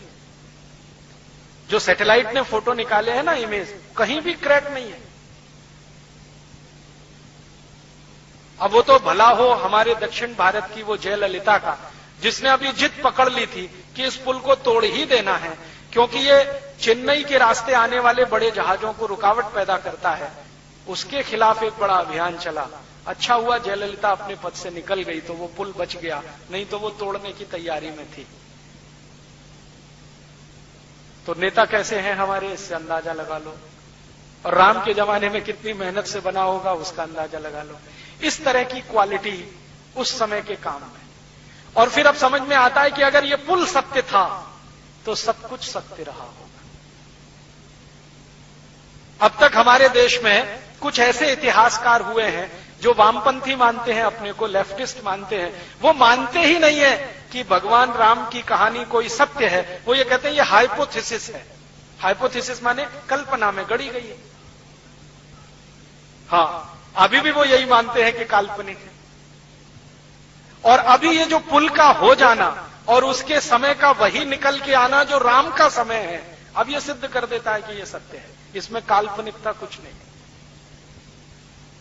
और अगर इसी विषय पर आगे हम खोज करें तो बहुत कुछ ऐसा निकल आएगा, क्योंकि वैज्ञानिकों ने अब ये माना है कि ये पुल नीचे जो गया है, इसके साथ पूरी सभ्यता नीचे गई होगी। सब कुछ नीचे चला जाता है कि नहीं? हो सकता है भगवान श्री राम के जाने के बाद और आज तक 20 85 सुनामी आए हो और ये नीचे जाता गया जाता गया जाता गया और आज 40-50 किलोमीटर नीचे स्थिर हो गया। और वो पुल अकेला ही नहीं गया होगा, हो सकता है लंका चली गई हो उसके साथ पूरी की पूरी नीचे। द्वारका के बारे में तो वैज्ञानिकों ने सिद्ध ही कर दिया है कि जी पूरी द्वारका तो चली ही गई थी, जो अभी भी मिलती है समुद्र के नीचे। तो हो सकता है लंका भी चली गई हो, क्योंकि सुनामी आने के पहले तो मेरी भी कल्पना काम नहीं करती थी कि ये नीचे गई कैसे होगी। लेकिन जो सुनामी में मैंने मेरी आंखों से देखा है, 20-20 मंजिल बिल्डिंग नीचे चली गई, तो ये भी चला गया होगा। और पता नहीं पिछले इतने लाख वर्षों में कितने बार सुनामी आई है, कोई कैलकुलेशन नहीं है, तो उसमें गया होगा। अब उस डूबी हुई सभ्यता पर कोई काम करे, कुछ करोड़ों रुपए के बजट इस पर निकले, तो और भी बहुत कुछ निकल आएगा। क्योंकि ये पुल अकेले में नहीं है, इस पुल की कई विशेषताएं हैं। नल और नील को राम पूछ रहे हैं कंब रामायण में कि तुमने पुल निर्माण की जो डिजाइन बनाई है जरा मुझे दिखाओ। तो नल नील कहते हैं कि डिजाइन हमने जो बनाई है वो हम आपको जरूर स्पष्ट करेंगे कि ये क्या डिजाइन है। तो वो कह रहे हैं कि इस पर से अपनी सेना तो जाएगी, दुश्मन की सेना इस पर से इधर नहीं आ पाएगी, ऐसा डिजाइन हमने बनाया। अपनी सेना तो जाएगी, दुश्मन की सेना इधर नहीं आ पाएगी। तो राम पूछते हैं इसमें क्या ऐसी खास बात है, दुश्मन की सेना नहीं आ पाएगी, हमारी चली जाएगी। तो कहते हैं अपनी सेना में ज्यादातर बंदर है और बंदर वजन में बहुत हल्के होते हैं और इनके शरीर का सारा वजन पैरों पे नहीं आता है, 4 पैरों पे आता है, वो डिस्ट्रीब्यूट हो जाता है।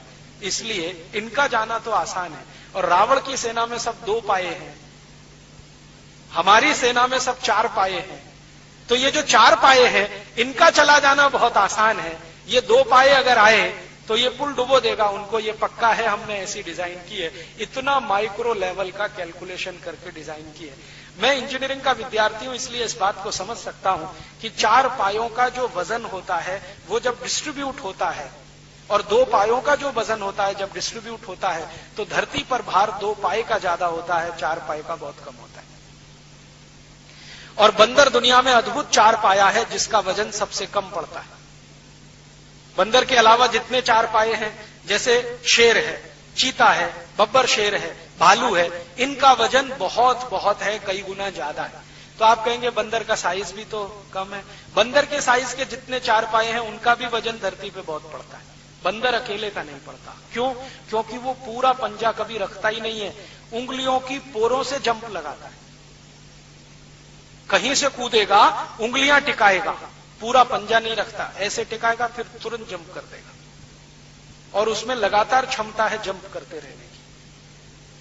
तो वो कह रहे हैं कि हमारी सेना में तो ये बंदर बानर ज्यादा है, आप चिंता मत करो, ये पार जाएंगे, लेकिन उधर से वो आए डूब जाएंगे। ऐसी डिजाइन हमने तैयार की है।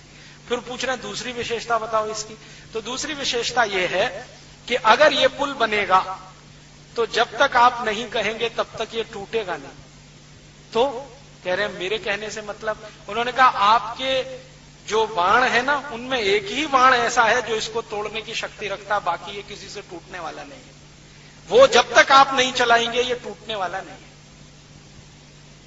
तो पूछ रहे हैं क्यों? तो उन्होंने कहा हमने जो केमिकल लगाया है इसमें, वो ये कैलकुलेशन करके लगाया है कि उसका रिएक्शन राम के बाण से ही हो, बाकी किसी बाण से ना हो। तो खोजकर ऐसा केमिकल लाए हैं। और आप जानते हैं कि बाण के सामने जो तीर की नोक होती है उसमें केमिकल लगा के ही चलाए जाते हैं। तो उनको मालूम है नल नील को कि राम के बाण में किस तरह के केमिकल है, तो पुल में कौन से केमिकल इस्तेमाल करने हैं, कौन से नहीं करने हैं, किसको छोड़ देना है, किसको रख लेना है, इस कैलकुलेशन से पुल है। फिर वो कहते हैं कि हां हम इस पुल से जाएंगे और वापस जब आएंगे तो ये कितने दिन टिकने वाला है। तो उन्होंने कहा जब तक आप चाहें तब तक। आप अगर चाहेंगे तो हम लौटते ही इसको नाश कर देंगे, आप चाहेंगे तो थोड़े दिन टिकेगा। आप विभीषण को बोल के जाओ और वो बाण इसको दे के जाओ, जब इसको मन आए वो चला दे, वो टूट जाएगा। इस तरह की विशेषताओं वाला पुल बनाकर वो गए हैं लंका में और मारकर रावण को लौटे हैं। लौटने के बाद विभीषण को कई बात कह के जा रहे हैं। उनमें से एक है कि ये तुम्हारी इच्छा है, इसको चाहो तो रखो, चाहो तोड़ देना। बाण मेरा ये है, जब चाहो तो इसको मेरा स्मरण करके छोड़ देना। अब इससे बड़ी महत्व की बात राम जी जो विभीषण को कह रहे हैं, राजा बना दिया उसको गद्दी सौंप दिया, अब विदा ले रहे हैं। तो विभीषण पूछ रहा है कि इसको चलाऊं कैसे राज्य को, ये तो सिखा दो मुझे, ये तो बता दो। तो भगवान राम एक ही बात कहते हैं कि देखो अभी मैंने सत्ता का हस्तांतरण करवाया है, प्रशासन व्यवस्था वही है जो रावण के जमाने की थी। तो जब तक तुम इस पूरी प्रशासनिक व्यवस्था को नहीं बदलोगे तुम्हारे राज्य की किसी समस्या का समाधान नहीं होगा। ट्रांसफर ऑफ पावर हुआ है, रावण की सत्ता विभीषण को मिली है, लेकिन रावण का राज्य वैसे का वैसा ही है। इसके मंत्री, इसके महामंत्री, इसके अमात्य, इसके महाअमात्य, इसके खजांची, इसके अधिकारी, इसकी सेना, इसका सेनापति, ये सब वैसे के वैसे ही हैं। अगर तुम चाहो तो इनको बदलो तो तुम्हारे राज्य की समस्याएं हल होंगी। जो तुमने इन प्रशासनिक व्यवस्थाओं को नहीं बदला तो एक भी समस्या का समाधान नहीं होगा, और मैं ये कह सकता हूं कि समस्याएं बढ़ेंगी। तो वो पूछ रहा है कि ये आप कैसे कह रहे हैं? तो उनका देखो रावण ने अपना राज्य स्थापित किया, उसके आधार पर अधर्म को धर्म बनाया, और जितने अधार्मिक कायदे कानून थे वो सभी धर्म के लवादे में उड़ाकर उसने स्थापित करा दिया। अब यही कायदे कानून अगर चलेंगे तो तुम्हारे पास सत्ता आने का भी लाभ नहीं मिलेगा प्रजा को। तुम मजा कर सकते हो, प्रजा वैसे ही दुखी रहेगी। तुम तय करो तुम्हें प्रजा का राजा होना है या गद्दी का राजा होना है। तो विभीषण कह रहा है कि मैं तो प्रजा का राजा होना चाहता हूं। तो राम उनको कह रहे हैं कि सबसे पहला काम करो कि रावण के बनाए हुए कायदे कानून और नियम सब खत्म करो, जला दो उनको, नए नियम कायदे बनाओ, और ऐसे नियम कायदे बनाओ जो सनातन सत्य पर आधारित हों। ऐसा सत्य नहीं जो आज है और कल बदल जाए, ऐसा सत्य जो हजारों साल पहले था, हजारों साल रहे। और राम कहते हैं कि किसी भी राज्य की सत्ता का हस्तांतरण मात्र हो और राज्य की व्यवस्था ना बदले तो उस देश की, उस राज्य की कोई समस्या का समाधान नहीं होता। अब भारत की समस्याओं को मैं यहीं देखता हूं। अब श्री राम जी की ही बात करें, 15 अगस्त 1947 को इस भारत में भी सत्ता का ही हस्तांतरण हुआ। इतना ही तो हुआ कि माउंटबेटन के हाथ में से सत्ता हमारे देश के पहले प्रधानमंत्री पंडित जवाहरलाल नेहरू के हाथ में आई। बाकी क्या बदला? अंग्रेजों ने भारत का लूटमार करने के लिए 34,735 कानून बनाए। वो सब के सब भारत की आजादी के बाद भी चल रहे हैं। तो श्री राम जी के शब्दों के अनुसार भारत की किसी समस्या का समाधान नहीं होगा, क्योंकि व्यवस्था वही है जो रावण के समय थी। रावण का समय माने अंग्रेजों का राज्य, वो रावण का ही राज्य था। एक भी कानून नहीं बदला। अंग्रेज माने रावण, रावण माने अंग्रेज। मैं अभी बिल्कुल स्पष्ट कह रहा हूं, रावण और अंग्रेजों में कोई अंतर नहीं था। तो रावणों ने या अंग्रेजों ने जो कानून बनाए, सीआरपीसी, आईपीसी, सीपीसी, वो सब के सब वैसे के वैसे ही। अंग्रेजों ने कानून बनाया इंडियन पुलिस एक्ट, वो वैसे का वैसा ही। अंग्रेजों ने कानून बनाया इंडियन सिविल सर्विसेज एक्ट, वो वैसे का वैसा ही। लैंड रेवेन्यू एक्ट, वो वैसे का वैसा ही। लैंड एक्विजिशन एक्ट, वो वैसे का वैसा ही। इंडियन सिटीजनशिप एक्ट, वैसे का वैसा ही। तो अंग्रेजों के बनाए गए 34,735 कानून केंद्र स्तर पर और अंग्रेजों के बनाए हुए राज्य स्तर के हजारों कानून, वो सबके सब वैसे ही चल रहे हैं। इसलिए भारत की कोई भी समस्या का समाधान आजादी मिलने के 60 साल बाद भी नहीं हो रहा है। गरीबी आजादी के साल में जितनी थी उससे बढ़ी है, कम नहीं हुई। 1947 में हम आजाद हुए तो भारत में 4 करोड़ लोग गरीबी की रेखा के नीचे थे। अब सन 2006 में 40 करोड़ लोग गरीबी की रेखा के नीचे हैं। अब आप कहोगे जी जनसंख्या बढ़ गई। जनसंख्या तो बहुत थोड़ी बढ़ी। 1947 में हम 34 करोड़ थे, अब हम 108 करोड़ हो गए। जनसंख्या 3.5 गुनी बढ़ी है, गरीबी 10 गुनी बढ़ी है। आजादी के साल में हमारे देश में बेरोजगारों की संख्या 2 करोड़ थी, अब 2006 में 20 करोड़ हुई है। तो बेरोजगारी भी बढ़ी है, गरीबी भी बढ़ी है। आजादी के साल में जितना भ्रष्टाचार था उससे हजारों गुना ज्यादा भ्रष्टाचार अभी बढ़ा है, ये हम सब मानते हैं। आजादी के साल में जितनी महंगाई थी उससे हजारों गुनी ज्यादा महंगाई अभी बढ़ी है। आजादी के साल के कुछ आंकड़े बताता हूं। आजादी के साल में 1 रुपए में 50 किलो गेहूं मिलता था। आज 50 किलो गेहूं 300 रुपए में मिलेगा या 350 रुपए में। आजादी के साल में 1 रुपए में 2 किलो शुद्ध गाय का घी मिलता था। आज 2 किलो शुद्ध गाय का घी ढूंढने जाओ तो 700-800 रुपए से नीचे नहीं मिलेगा। मिलावट वाला 400 रुपए में मिल जाएगा। आजादी के साल में किसी के घर में 2-4 रुपया इकट्ठा हो जाए तो सोना खरीद लेते थे। अभी 10 ग्राम सोना खरीदने के लिए कम से कम 10,000 रुपया हो तब कल्पना हो सकती है। आजादी के साल में किसी सरकारी कर्मचारी की पगार 20 रुपए होती थी ना, तो 10-12 रुपए में घर का खर्च चलता था महीने का, 8 रुपए बचा लेता था फिर भी, और सुखी रहता था। अब आजादी के 50-60 साल के बाद 10,000 रुपए महीने की पगार अगर मिल जाए तो भी उसका घर खर्च नहीं चलता। महंगाई बहुत बढ़ी, गरीबी बहुत बढ़ी, बेरोजगारी बहुत बढ़ी, भ्रष्टाचार बहुत बढ़ा। और आजादी के साल में भारत की सरकार बोलती है कि 33% भारत की जमीन का कुल जंगल था। अब आजादी के 60 साल के बाद 70% जमीन पर ही जंगल रह गया। 17%, माने लगभग आधे जंगल खत्म हो गए आजादी के बाद। ये सच्चाई के साथ कि भारत में इंडियन फॉरेस्ट एक्ट है, फिर भी जंगल साफ होते चले जा रहे हैं।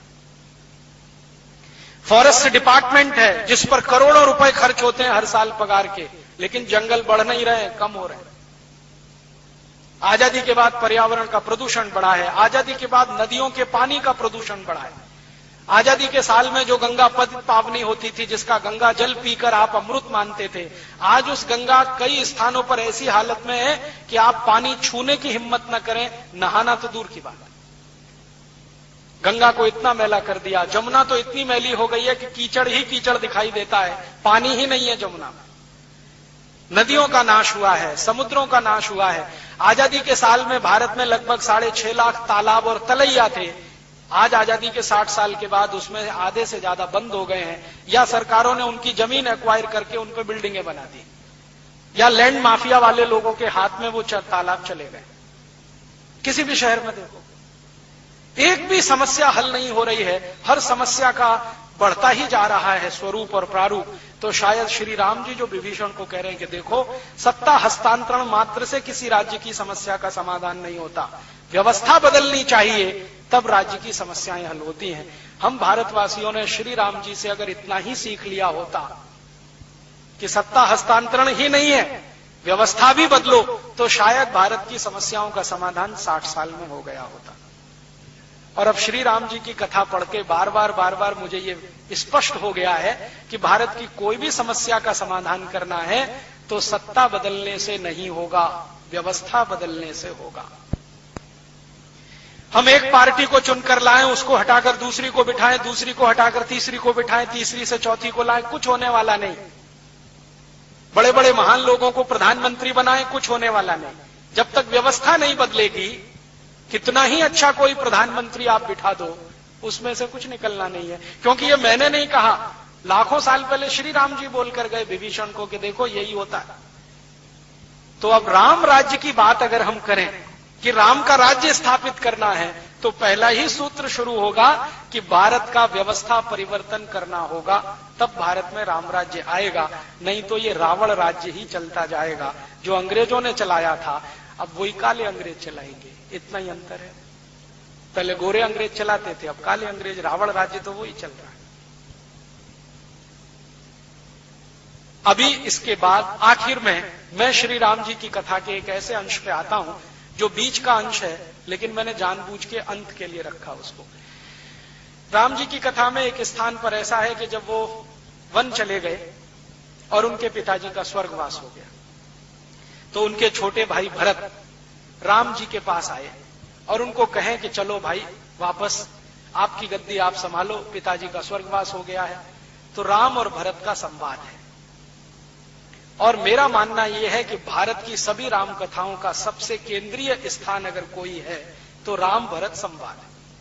इसमें आप सब कुछ समझ सकते हैं, पूरी दुनिया, पूरा ब्रह्मांड, पूरी व्यवस्थाएं सब इसी में समाहित है। भरत राम का संवाद अगर रामचरितमानस में पढ़ना हो तो अयोध्या कांड में है, वाल्मीकि रामायण में पढ़ना हो वहां भी है, रघुवंशम जो कालिदास की सबसे सुंदरतम कृति है उसमें एक सर्ग है, 12वें नंबर का सर्ग, उसमें भरत राम संवाद है। और 12वें सर्ग का एक उपसर्ग है जिसको श्री कालिदास ने नाम दिया है कश्चित सर्ग। अद्भुत है, कंबन रामायण में बहुत विस्तार से है, कालिदास का रघुवंशम उसमें बहुत विस्तार से है, रामचरितमानस में थोड़ा संक्षेप में है, वाल्मीकि रामायण में भी थोड़ा विस्तार है। ये जो सर्ग है अद्भुत है। मैं मानता हूं राम कथा का इससे अच्छा कोई दूसरा वो नहीं है, हिस्सा नहीं है। इसमें राम को जब मिलने के लिए भरत आते हैं और बताते हैं पिताजी की मृत्यु हो गई है और राज्य को अब चलाना मेरे लिए तो मुश्किल है, आपको वापस चलना पड़ेगा। तो राम जी उनसे कई प्रश्न पूछ रहे हैं और वो सारे प्रश्न हमें बताते हैं कि राम राज्य कैसा होता है। और महात्मा गांधी ने इसी राम राज्य की बात कही है, राम राज्य है क्या। तो भरत आए, कुशल क्षेम पूछा, गले मिलकर रोए, वगैरह वगैरह सब हो गया। फिर शांति के साथ बैठे हैं भरत, और राम जी का पहला प्रश्न जो भरत को है वो ये कि भरत, तुम जिस राज्य से आए हो, अयोध्या का राज्य, तुम कहते हो वो राम का राज्य है, माने मेरा राज्य है, अर्थात राम राज्य है। तो मैं तुमसे पूछता हूं कि इस राज्य को चलाने के लिए तुम्हारी जो नीति, नियम, कायदे, कानून है, उनके बारे में कुछ प्रश्न करता हूं। तुम उनका उत्तर अगर हां में देते हो तो मैं मानूंगा कि वो राम राज्य है, और ना में दे रहे हो तो मैं नहीं मानता कि वो राम राज्य है। तो भरत कह रहे हैं आप प्रश्न पूछिए, जितनी मेरी हैसियत है, क्षमता है, मैं दूंगा। तो पहला ही प्रश्न श्री राम जी पूछ रहे हैं भरत से। वो पूछ रहे हैं कि क्या तुम अपने राज्य के आचार्यों का, वैद्यों का, गुरुओं का, पुरोहितों का और अग्रजों का ऐसा ही सम्मान करते हो जैसा मैं करता था। पहला ही प्रश्न है, क्या तुम अपने राज्य के आचार्यों का, गुरुओं का, अग्रजों का, पुरोहितों का वैसा ही सम्मान करते हो जैसे मैं करता था। तो भरत कहते हैं हाँ, मेरी कोशिश तो यही है कि मैं मेरे सभी अग्रजों का सम्मान करूं, मेरी कोशिश तो यही है मैं मेरे सभी गुरुओं का सम्मान करूं, मैं मेरी कोशिश ये करता हूं आचार्यों का सम्मान करूं, लेकिन पुरोहितों के बारे में थोड़ी मुझे मन में आशंका रहती है। राम पूछते क्यों, इसमें आशंका क्या है? तो वो कह रहे हैं कि पुरोहित तो कर्मकांडी कराते हैं ना। तो राम कहते हैं तो तुमने क्या मान लिया, वो गुरुओं के नीचे है क्या, आचार्यों से कम है क्या? तो कह रहे हैं कि मेरे मन में कभी कभी ऐसा प्रश्न आता है कि पुरोहितों को इतना ही सम्मान क्यों देना, जितना आचार्यों को, जितना गुरुओं को, जितना उसको। क्योंकि हम मानते हैं कि भगवान तो घट घट में है, ईश्वर तो हर कण में व्याप्त है, पुरोहित हमको कर्मकांड की तरफ लेके जाते हैं, तरीके बताते हैं पूजा के, जबकि ईश्वर तो कण कण में है, घट घट में है, भावना से ईश्वर है। पुरोहिताई में क्या है? अब राम जी का उत्तर सुनिए। वो कहते हैं देखो भरत, ये पुरोहित तुम्हारे राज्य की अर्थव्यवस्था की रीढ़ की हड्डी है। जरा समझो इस बात को, रीढ़ की हड्डी है, माने पूरी अर्थव्यवस्था इन पुरोहितों के दम से चलती है। भरत कहते हैं समझ में नहीं आ रहा। तब राम कह रहे हैं धर्मस्य मूलम अर्थम, अर्थस्य मूलम कामम। और इसी बात को राम जी के जाने के कुछ लाख साल के बाद चाणक्य बोलकर गए, धर्मस्य मूलम अर्थम, अर्थस्य मूलम कामम। पहले मुझे ऐसा लगता था, जब तक मैंने कंब रामायण नहीं पढ़ी और ये रघुवंशम नहीं पढ़ा, तो मैं मानता था कि धर्मस्य मूलम अर्थम, अर्थस्य मूलम कामम, इसके मूल प्रणेता चाणक्य हैं, जो बड़े अर्थशास्त्री रहे इस देश में। लेकिन अब पता चला है कि चाणक्य से लाखों साल पहले रामचंद्र जी ये कह रहे हैं भरत को, धर्मस्य मूलम अर्थम। वो कहते हैं कि देखो, धर्म के मूल में अर्थ है। अगर तुम्हारी अर्थव्यवस्था मजबूत है तो धर्म मजबूत होगा, और अर्थव्यवस्था को मजबूत करने में पुरोहितों का सबसे बड़ा योगदान है। तो फिर भी भरत को समझ में नहीं आ रहा है। तो रामचंद्र जी और उदाहरण देके कहते हैं कि देखो पुरोहित क्या करता है। पुरोहित पूजा करवाता है, तो पूजा करवाता है, तो पूजा करवाता है, वो तो किसी कथा की, सत्यनारायण की, या जो भी करवाता है, लेकिन एक लिस्ट बनवाता है कि 10 घड़े ले आना, एकदम कोरे होने चाहिए, 20 मीटर कपड़ा ले आना, एकदम नया होना चाहिए, इतनी चूड़ियां ले आना, बिना पहनी हुई होनी चाहिए, 10 किलो घी ले आना, ये सामग्री ले आना, ये लकड़ियां ले आना, ये बांस मंगा लेना, ये ऐसा कर लेना, वैसा। मैंने एक बार वो लिस्ट देखी तो कम से कम 108 चीजें रहती हैं उसमें। सिंदूर ले आना, गुड़ ले आना, कलावा ले आना, ये कर लेना, वो कर लेना। तो राम समझा रहे हैं कि देखो, जो आदमी पूजा तो भगवान की कराएगा, वो तो भावना से भी हो सकती है, लेकिन जानबूझकर वो इतनी चीजें मंगाएगा क्योंकि कारीगर जो इन चीजों को बना रहे हैं वो बिकना भी तो चाहिए। उस दिन मेरे समझ में आया श्री राम जी की परिभाषा कि पुरोहित मार्केटिंग मैनेजर होते हैं। अब समझ में आया, इनसे बड़ा मार्केटिंग मैनेजर कौन होगा। अब देखो, वो कह रहे हैं घड़े ले आना, कोरे लाना, तो कुम्हार का काम बढ़ा कि नहीं, घड़े बिके उसके। फिर घड़े पे ढकने के लिए ढक्कन और ले आना, तो कुम्हार का काम और बढ़ा, बिक्री हुई। फिर कहते हैं सकोरे ले आना, कुल्लड़ ले आना, तो उसमें प्रसाद रखेंगे, तो ऐसे करेंगे तो मिट्टी में पवित्रता होती है। पवित्रता तो सभी चीजों में होती है, लेकिन मिट्टी के ये नए नए बर्तन अगर कोई पूजा में लाएगा और ऐसी रोज सैकड़ों पूजाएं होती जाएंगी, तो कुम्हारों का काम जिंदगी भर चलता रहेगा। तो कारीगरों को जिंदा रखना है तो वो पुरोहित ही है। वो नए नए कपड़े मंगाते हैं तो जुलाहों का काम चलेगा, बुनकरों का काम चलेगा, धुनकरों का काम चलेगा। वो नए नए कुछ मान लीजिए बांस मंगवा लीजिए तो बांस के कारीगरों का काम चलेगा। यज्ञ कराना है तो घी डलवा रहे हैं तो घी बनाने वाले बाल गोपालों का काम चलेगा, ग्वालों का काम चलेगा, उनकी गाय की संख्या बढ़ेगी क्योंकि घी बिकेगा। और घी को जला के फूंक देना है ताकि नया घी हमेशा बनता रहेगा। ये तो बहुत दूर की कोई बात है। तो राम जब इसको बहुत विस्तार से समझाते हैं तब भरत कहते हैं क्षमा करना भाई, मुझे ये समझ में नहीं आता था, अब पता चल गया है कि पुरोहित राज्य व्यवस्था के अर्थ को संभालते हैं, इसलिए वो भी आचार्य और गुरु के समकक्ष है।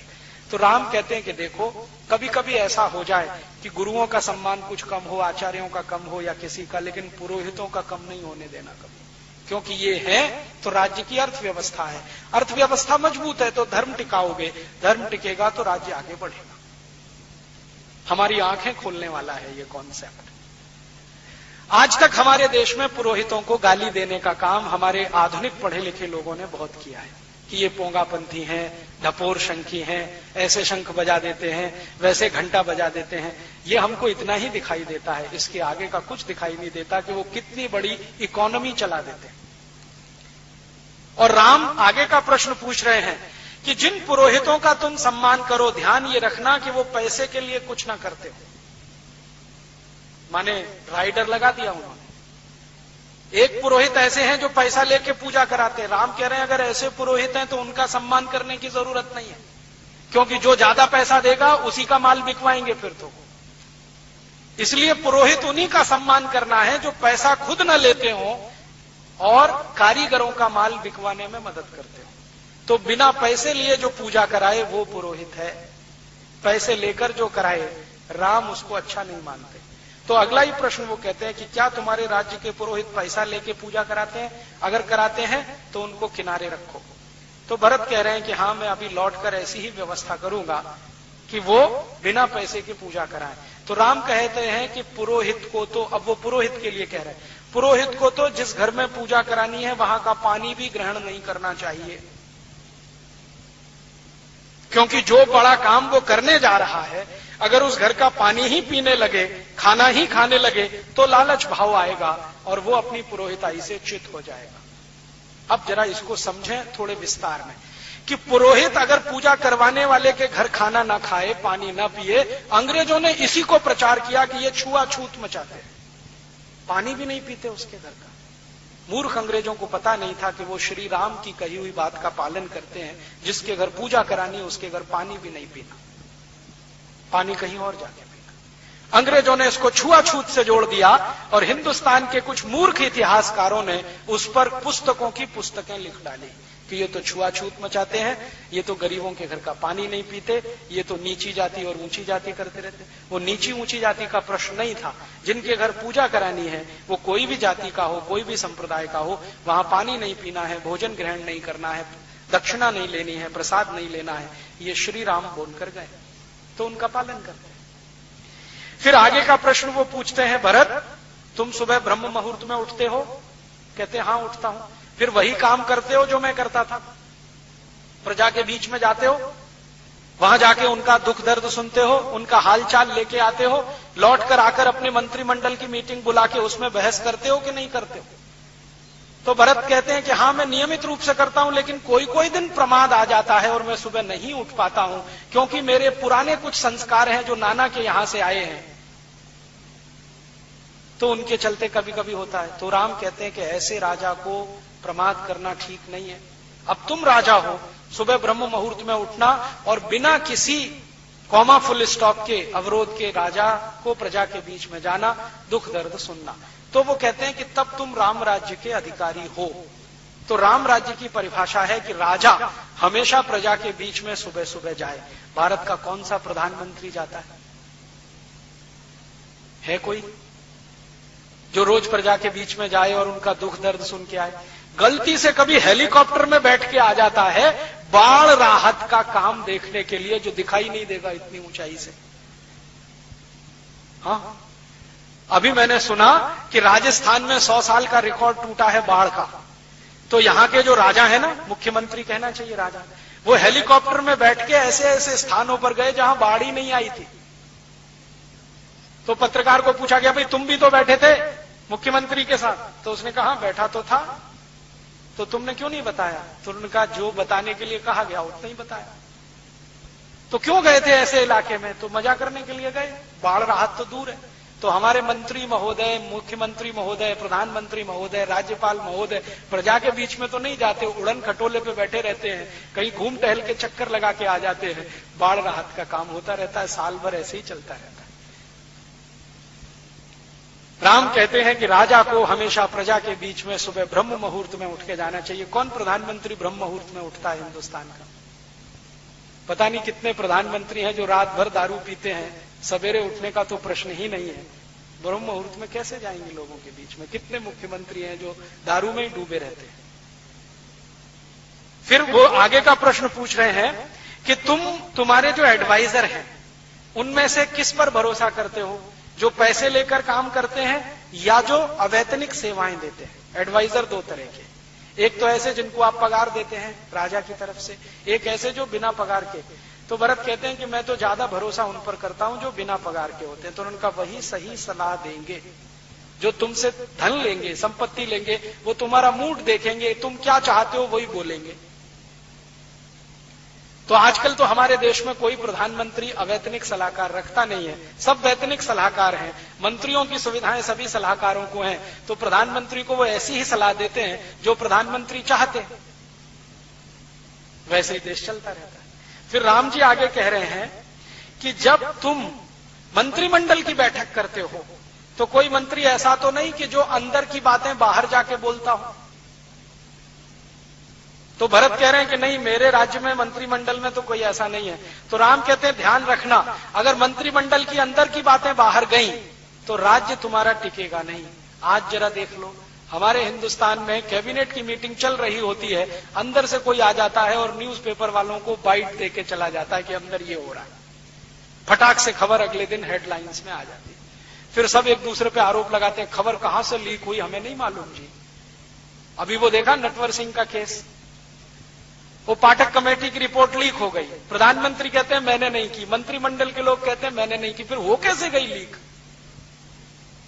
तो राम कहते हैं कि अंदर के कोई फैसले बाहर लीक अगर होते हैं तो ऐसे मंत्रियों को रखना नहीं, तुरंत निकाल के बाहर करना। फिर आगे वो पूछते हैं कि तुम जब भी कोई योजना बनाते हो तो धन की व्यवस्था कैसे करते हो? क्या प्रजा के ऊपर नए टैक्स लगाते हो, नए कर लगाते हो, या अपने राज्य का फालतू खर्च कम करके उससे योजना बनाते हो?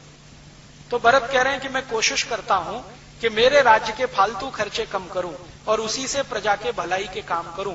नए टैक्स लगाने में मुझे विश्वास नहीं है, क्योंकि आप मानते हो कि ज्यादा टैक्स अच्छे नहीं है। तो राम कहते हैं टैक्स उतना ही की सरकार 12-13 टैक्स लेती थी, आजादी के 60 साल में अब 63 टैक्स हो चुके हैं और फिर भी वित्त मंत्री का पेट नहीं भरता। हर समय कहते हैं और टैक्स लाओ और टैक्स लाओ।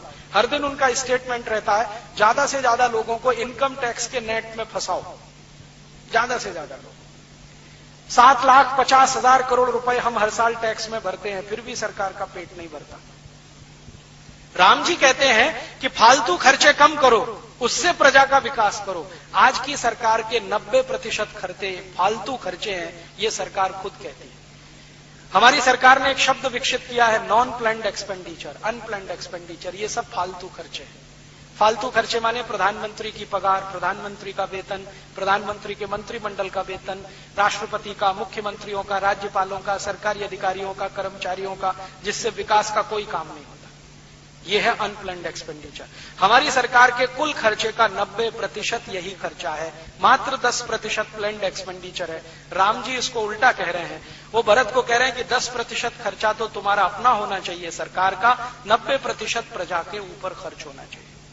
अब श्री राम जी की कल्पना में मैं बजट बना रहा हूं, राम राज्य का बजट, और अगले साल आपको उस पर बात करूंगा कैसा बजट होना चाहिए, जिसमें 10% खर्चा फालतू का हो, सरकार पर हो, 90% खर्चा विकास का हो। तो बजट कैसा होना चाहिए?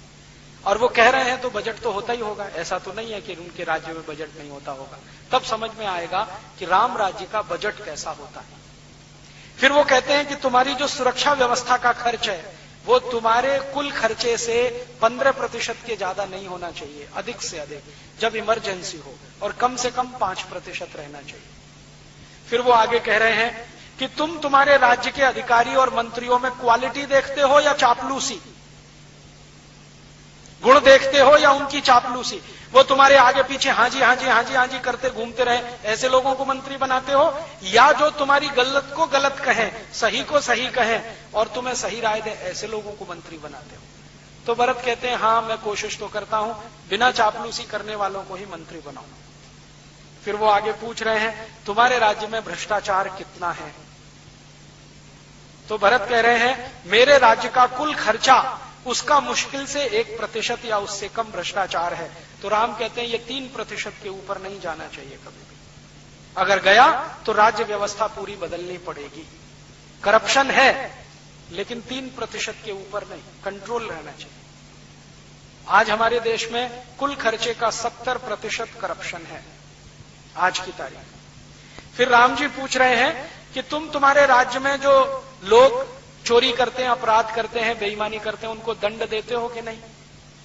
तो भरत कहते हैं दंड तो देता हूं लेकिन जेल में देता हूं। तो राम कहते हैं दंड जेल में नहीं, दंड खुले में मिलना चाहिए, मुकदमा जेल में चलना चाहिए। वो कह रहे हैं कि जिसको भी दंड दो खुले में दो, ताकि प्रजा को मालूम हो कि इस बेईमानी का, इस चोरी का ये दंड है। दंड खुले में दो, मुकदमा जेल में चलाओ। अभी यहां क्या होता है? दंड जेल में होता है, मुकदमा खुले में चलता है। माने राम राज्य का बिल्कुल उल्टा है, रावण राज्य का हिसाब है। फिर राम पूछ रहे हैं कि तुम प्रजा से सुझाव मांगते हो अपने बारे में, अपने राज्य की नीतियों के बारे में, प्रजा क्या कहती है? तो वो कहते हैं हाँ, नियमित रूप से सुझाव लेता हूं। तो राम कहते हैं ठीक है। फिर वो पूछ रहे हैं कि तुम्हारे मंत्रियों का ज्यादा समय प्रमाद में, मनोरंजन में और मौज मजे में तो नहीं बीतता? तो राम को भरत कह रहे नहीं बीतता, मेरे सब मंत्री मेहनत से काम करते हैं, कोई मनोरंजन नहीं करता, कोई मौज मजा नहीं लेता। तो उन्होंने कहा ये आपके लिए नहीं है, मजा और मनोरंजन प्रजा के लिए है, राजा को नहीं करना। फिर वो आज हमारे यहां क्या होता है, प्रधानमंत्री महीने महीने भर की छुट्टी पे चले गए साहब, यूरोप के प्रवास पे, राष्ट्रपति चले गए, मुख्यमंत्री चले गए, राज्यपाल चले गए। राम जी बोलकर गए कि राजा नहीं कर सकता ये काम, प्रजा करे तो ठीक है, राजा तो कर ही नहीं सकता, सोच भी नहीं सकता। फिर वो आगे प्रश्न पूछ रहे हैं कि क्या तुम्हारी सेना तुम्हारे पूरे अधिकार में है? हां। क्या तुम्हारी सेना तुम्हारे सब आदेशों को मानती है? हां। क्या सेना में तुम्हारे यहां कोई विद्रोह तो नहीं है? नहीं है। तो फिर तुम निश्चिंत हो सकते हो। फिर वो कहते हैं कि सेना में जो सैनिक वीरता दिखाते हैं उनको तुम पुरस्कृत करते हो कि नहीं? हां, करता हूं। तो ये दूसरों के लिए अच्छा है। फिर वो पूछ रहे हैं कि तुम जब कोई फैसला लेते हो तो तुम्हारे सब मंत्री एक मत होते हैं कि नहीं, आम राय होती है कि नहीं? तो भरत कह रहा है कि नहीं, कभी कभी ऐसा भी होता है कि 50 मंत्री एक तरफ होते हैं, 51 एक तरफ होते हैं, या 49 एक तरफ, 51 एक तरफ, तो मैं 51 वालों की बात मान लेता हूं। तो राम कहते हैं ये अच्छा नहीं है, सबको एक राय होना चाहिए, तभी तुम्हारा राज्य ज्यादा दिन टिकेगा। माने 49-51 का राम जी ने रिजेक्ट किया है फॉर्मूला, और हमारी संसद इसी पे चल रही है। जो 51 कह दे वो कानून, जो 49 ना कहे वो कानून नहीं, चाहे वो कितना ही सत्य हो। अभी संसद में ज्यादा सांसदों ने कहा वेतन भत्ते बढ़ाओ, तो बढ़ा दिया 15 मिनट में। कुछ माइनॉरिटी में थे जिन्होंने मना किया, उनकी किसी ने सुना नहीं। राम जी कहते हैं ये मेजॉरिटी माइनॉरिटी नहीं, एक राय होनी चाहिए, आम राय होनी चाहिए, और जब तक आम राय नहीं बने तब तक फैसला मत करो। बार बार बैठो, बार बार बैठो, बार बार बैठो। हमारे यहां डेमोक्रेसी के सारे प्रिंसिपल तो श्री राम जी तय करके चले गए। अब ये हमारा दुर्भाग्य है कि हमने उनको देखा नहीं। रघुवंशम में पूरे सारे प्रिंसिपल हैं। हमारी सरकार ने अंग्रेजों की नकल करके पार्लियामेंट्री डेमोक्रेसी लाया। जो श्री राम जी के राम राज्य की डेमोक्रेसी ले आई होती तो सभी शहीदों की आत्मा को श्रद्धांजलि हो गई होती। फिर ऐसे ऐसे उन्होंने बहुत अच्छे प्रश्न किए, और ये सारे प्रश्न इतने अद्भुत हैं कि एक एक प्रश्न पर मैं आपसे आधा घंटे, 1 घंटे बात कर सकता हूं अगर विस्तार से। लेकिन मैं आपके सिर्फ ध्यान में लाना चाहता हूं कि श्री राम के राज्य की व्यवस्था कैसी है, राम राज्य कैसा है। और राम राज्य कोई कपोल कल्पना नहीं है, ठोस धरातल पर खड़ी हुई एक अवधारणा है जिसमें गणतंत्र है, प्रजातंत्र है। और राम जी ये सब प्रश्नों का उत्तर जब ले लेते हैं भरत से, फिर कहते हैं कि अगर तुम ये सब कर ही रहे हो तो राम राज्य ही चला रहे हो, इसलिए मेरे आने की जरूरत नहीं है, तुम जाओ। मेरी जरूरत तब पड़ेगी जब तुम रास्ते से भटक जाओ। तब वो कहते हैं कि कम से कम आपकी खड़ाऊं तो दे दो, वो ही ले जाता हूं। तो ठीक है, ले जाओ, लेकिन विचार ये है इसके हिसाब से राज्य चलाओ, इससे अलग मत जाओ। तो गांधी जी बार बार जो राम राज्य की कल्पना कर रहे हैं वो यही कल्पना है। और मैंने कोशिश किया है कि ये राम राज्य की कल्पना जो छुपी पड़ी, क्योंकि इस पर बात नहीं हुई है, चर्चा नहीं हुई है, मैंने तो जितने रामकथा कहने और कहलवाने वाले लोग हैं सबसे बात की, किसी ने मुझे संतुष्ट नहीं किया, हर जगह निराशा मिली। वो राम के दूसरे दूसरे रूपों की बहुत चर्चा करते हैं। राम बड़े कोमल हैं, राम बड़े दयालु हैं, उनकी आंखें बहुत सुंदर हैं, उनके हाथ बहुत सुंदर हैं और अजान बाहु हैं, और इन वर्णों में वो घंटों घंटों निकाल सकते हैं, आपको रुला सकते हैं, हाँ आपके साथ वो भी रो सकते हैं, लेकिन राम की जिंदगी का जो असली कर्म है उस पर बात ही नहीं करते, बात ही नहीं करते। कई रामकथा सुनाने वालों के यहां मैं चुपचाप जाके बैठा हूं कि अब कहेंगे, अब कहेंगे, अब कहेंगे, अब कहेंगे, लेकिन बात ही नहीं आती। भरत राम संवाद की भी बात आती है तो राम ने गले से लगा लिया, भाव विहल हो गए, आंसू बहने लगे, भरत के भी आंसू बहने लगे, लेकिन ये जो मूल बात कर रहे हैं ये सब गोल कर जाते हैं। शायद उनके मन में इसको कहने की नैतिकता नहीं हो या हिम्मत नहीं हो, क्योंकि आदमी दूसरे को कहता है उससे ज्यादा अपने को कहता है। जब मैं बोलता हूं तो मुझे लगता है कि मैं दूसरों से नहीं अपने से बात कर रहा हूं, क्योंकि कोई भी बोलने से पहले अपने से मुखातिब होता है, अपने से बोलता है। शायद वो नहीं बोल पाते हो, और मैं पूरी विनम्रता से कहता हूं कि आज हिंदुस्तान में जो राम कथा हो रही है वो राम की कथा नहीं है, वो व्यापार की कथा है।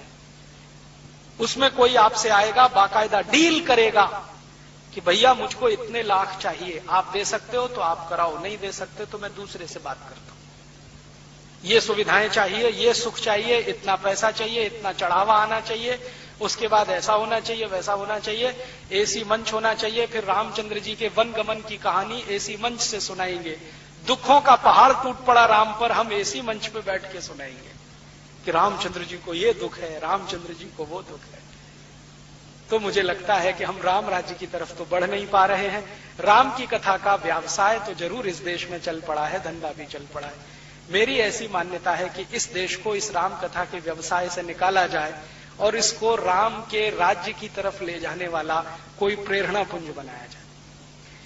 मेरा ऐसा मानना है कि 60 साल से राम कथा सुनने और सुनाने के बाद भी अगर हम में राम जी का चरित्र नहीं प्रवेश करता है तो इसको सुनने सुनाने से कोई फायदा नहीं है।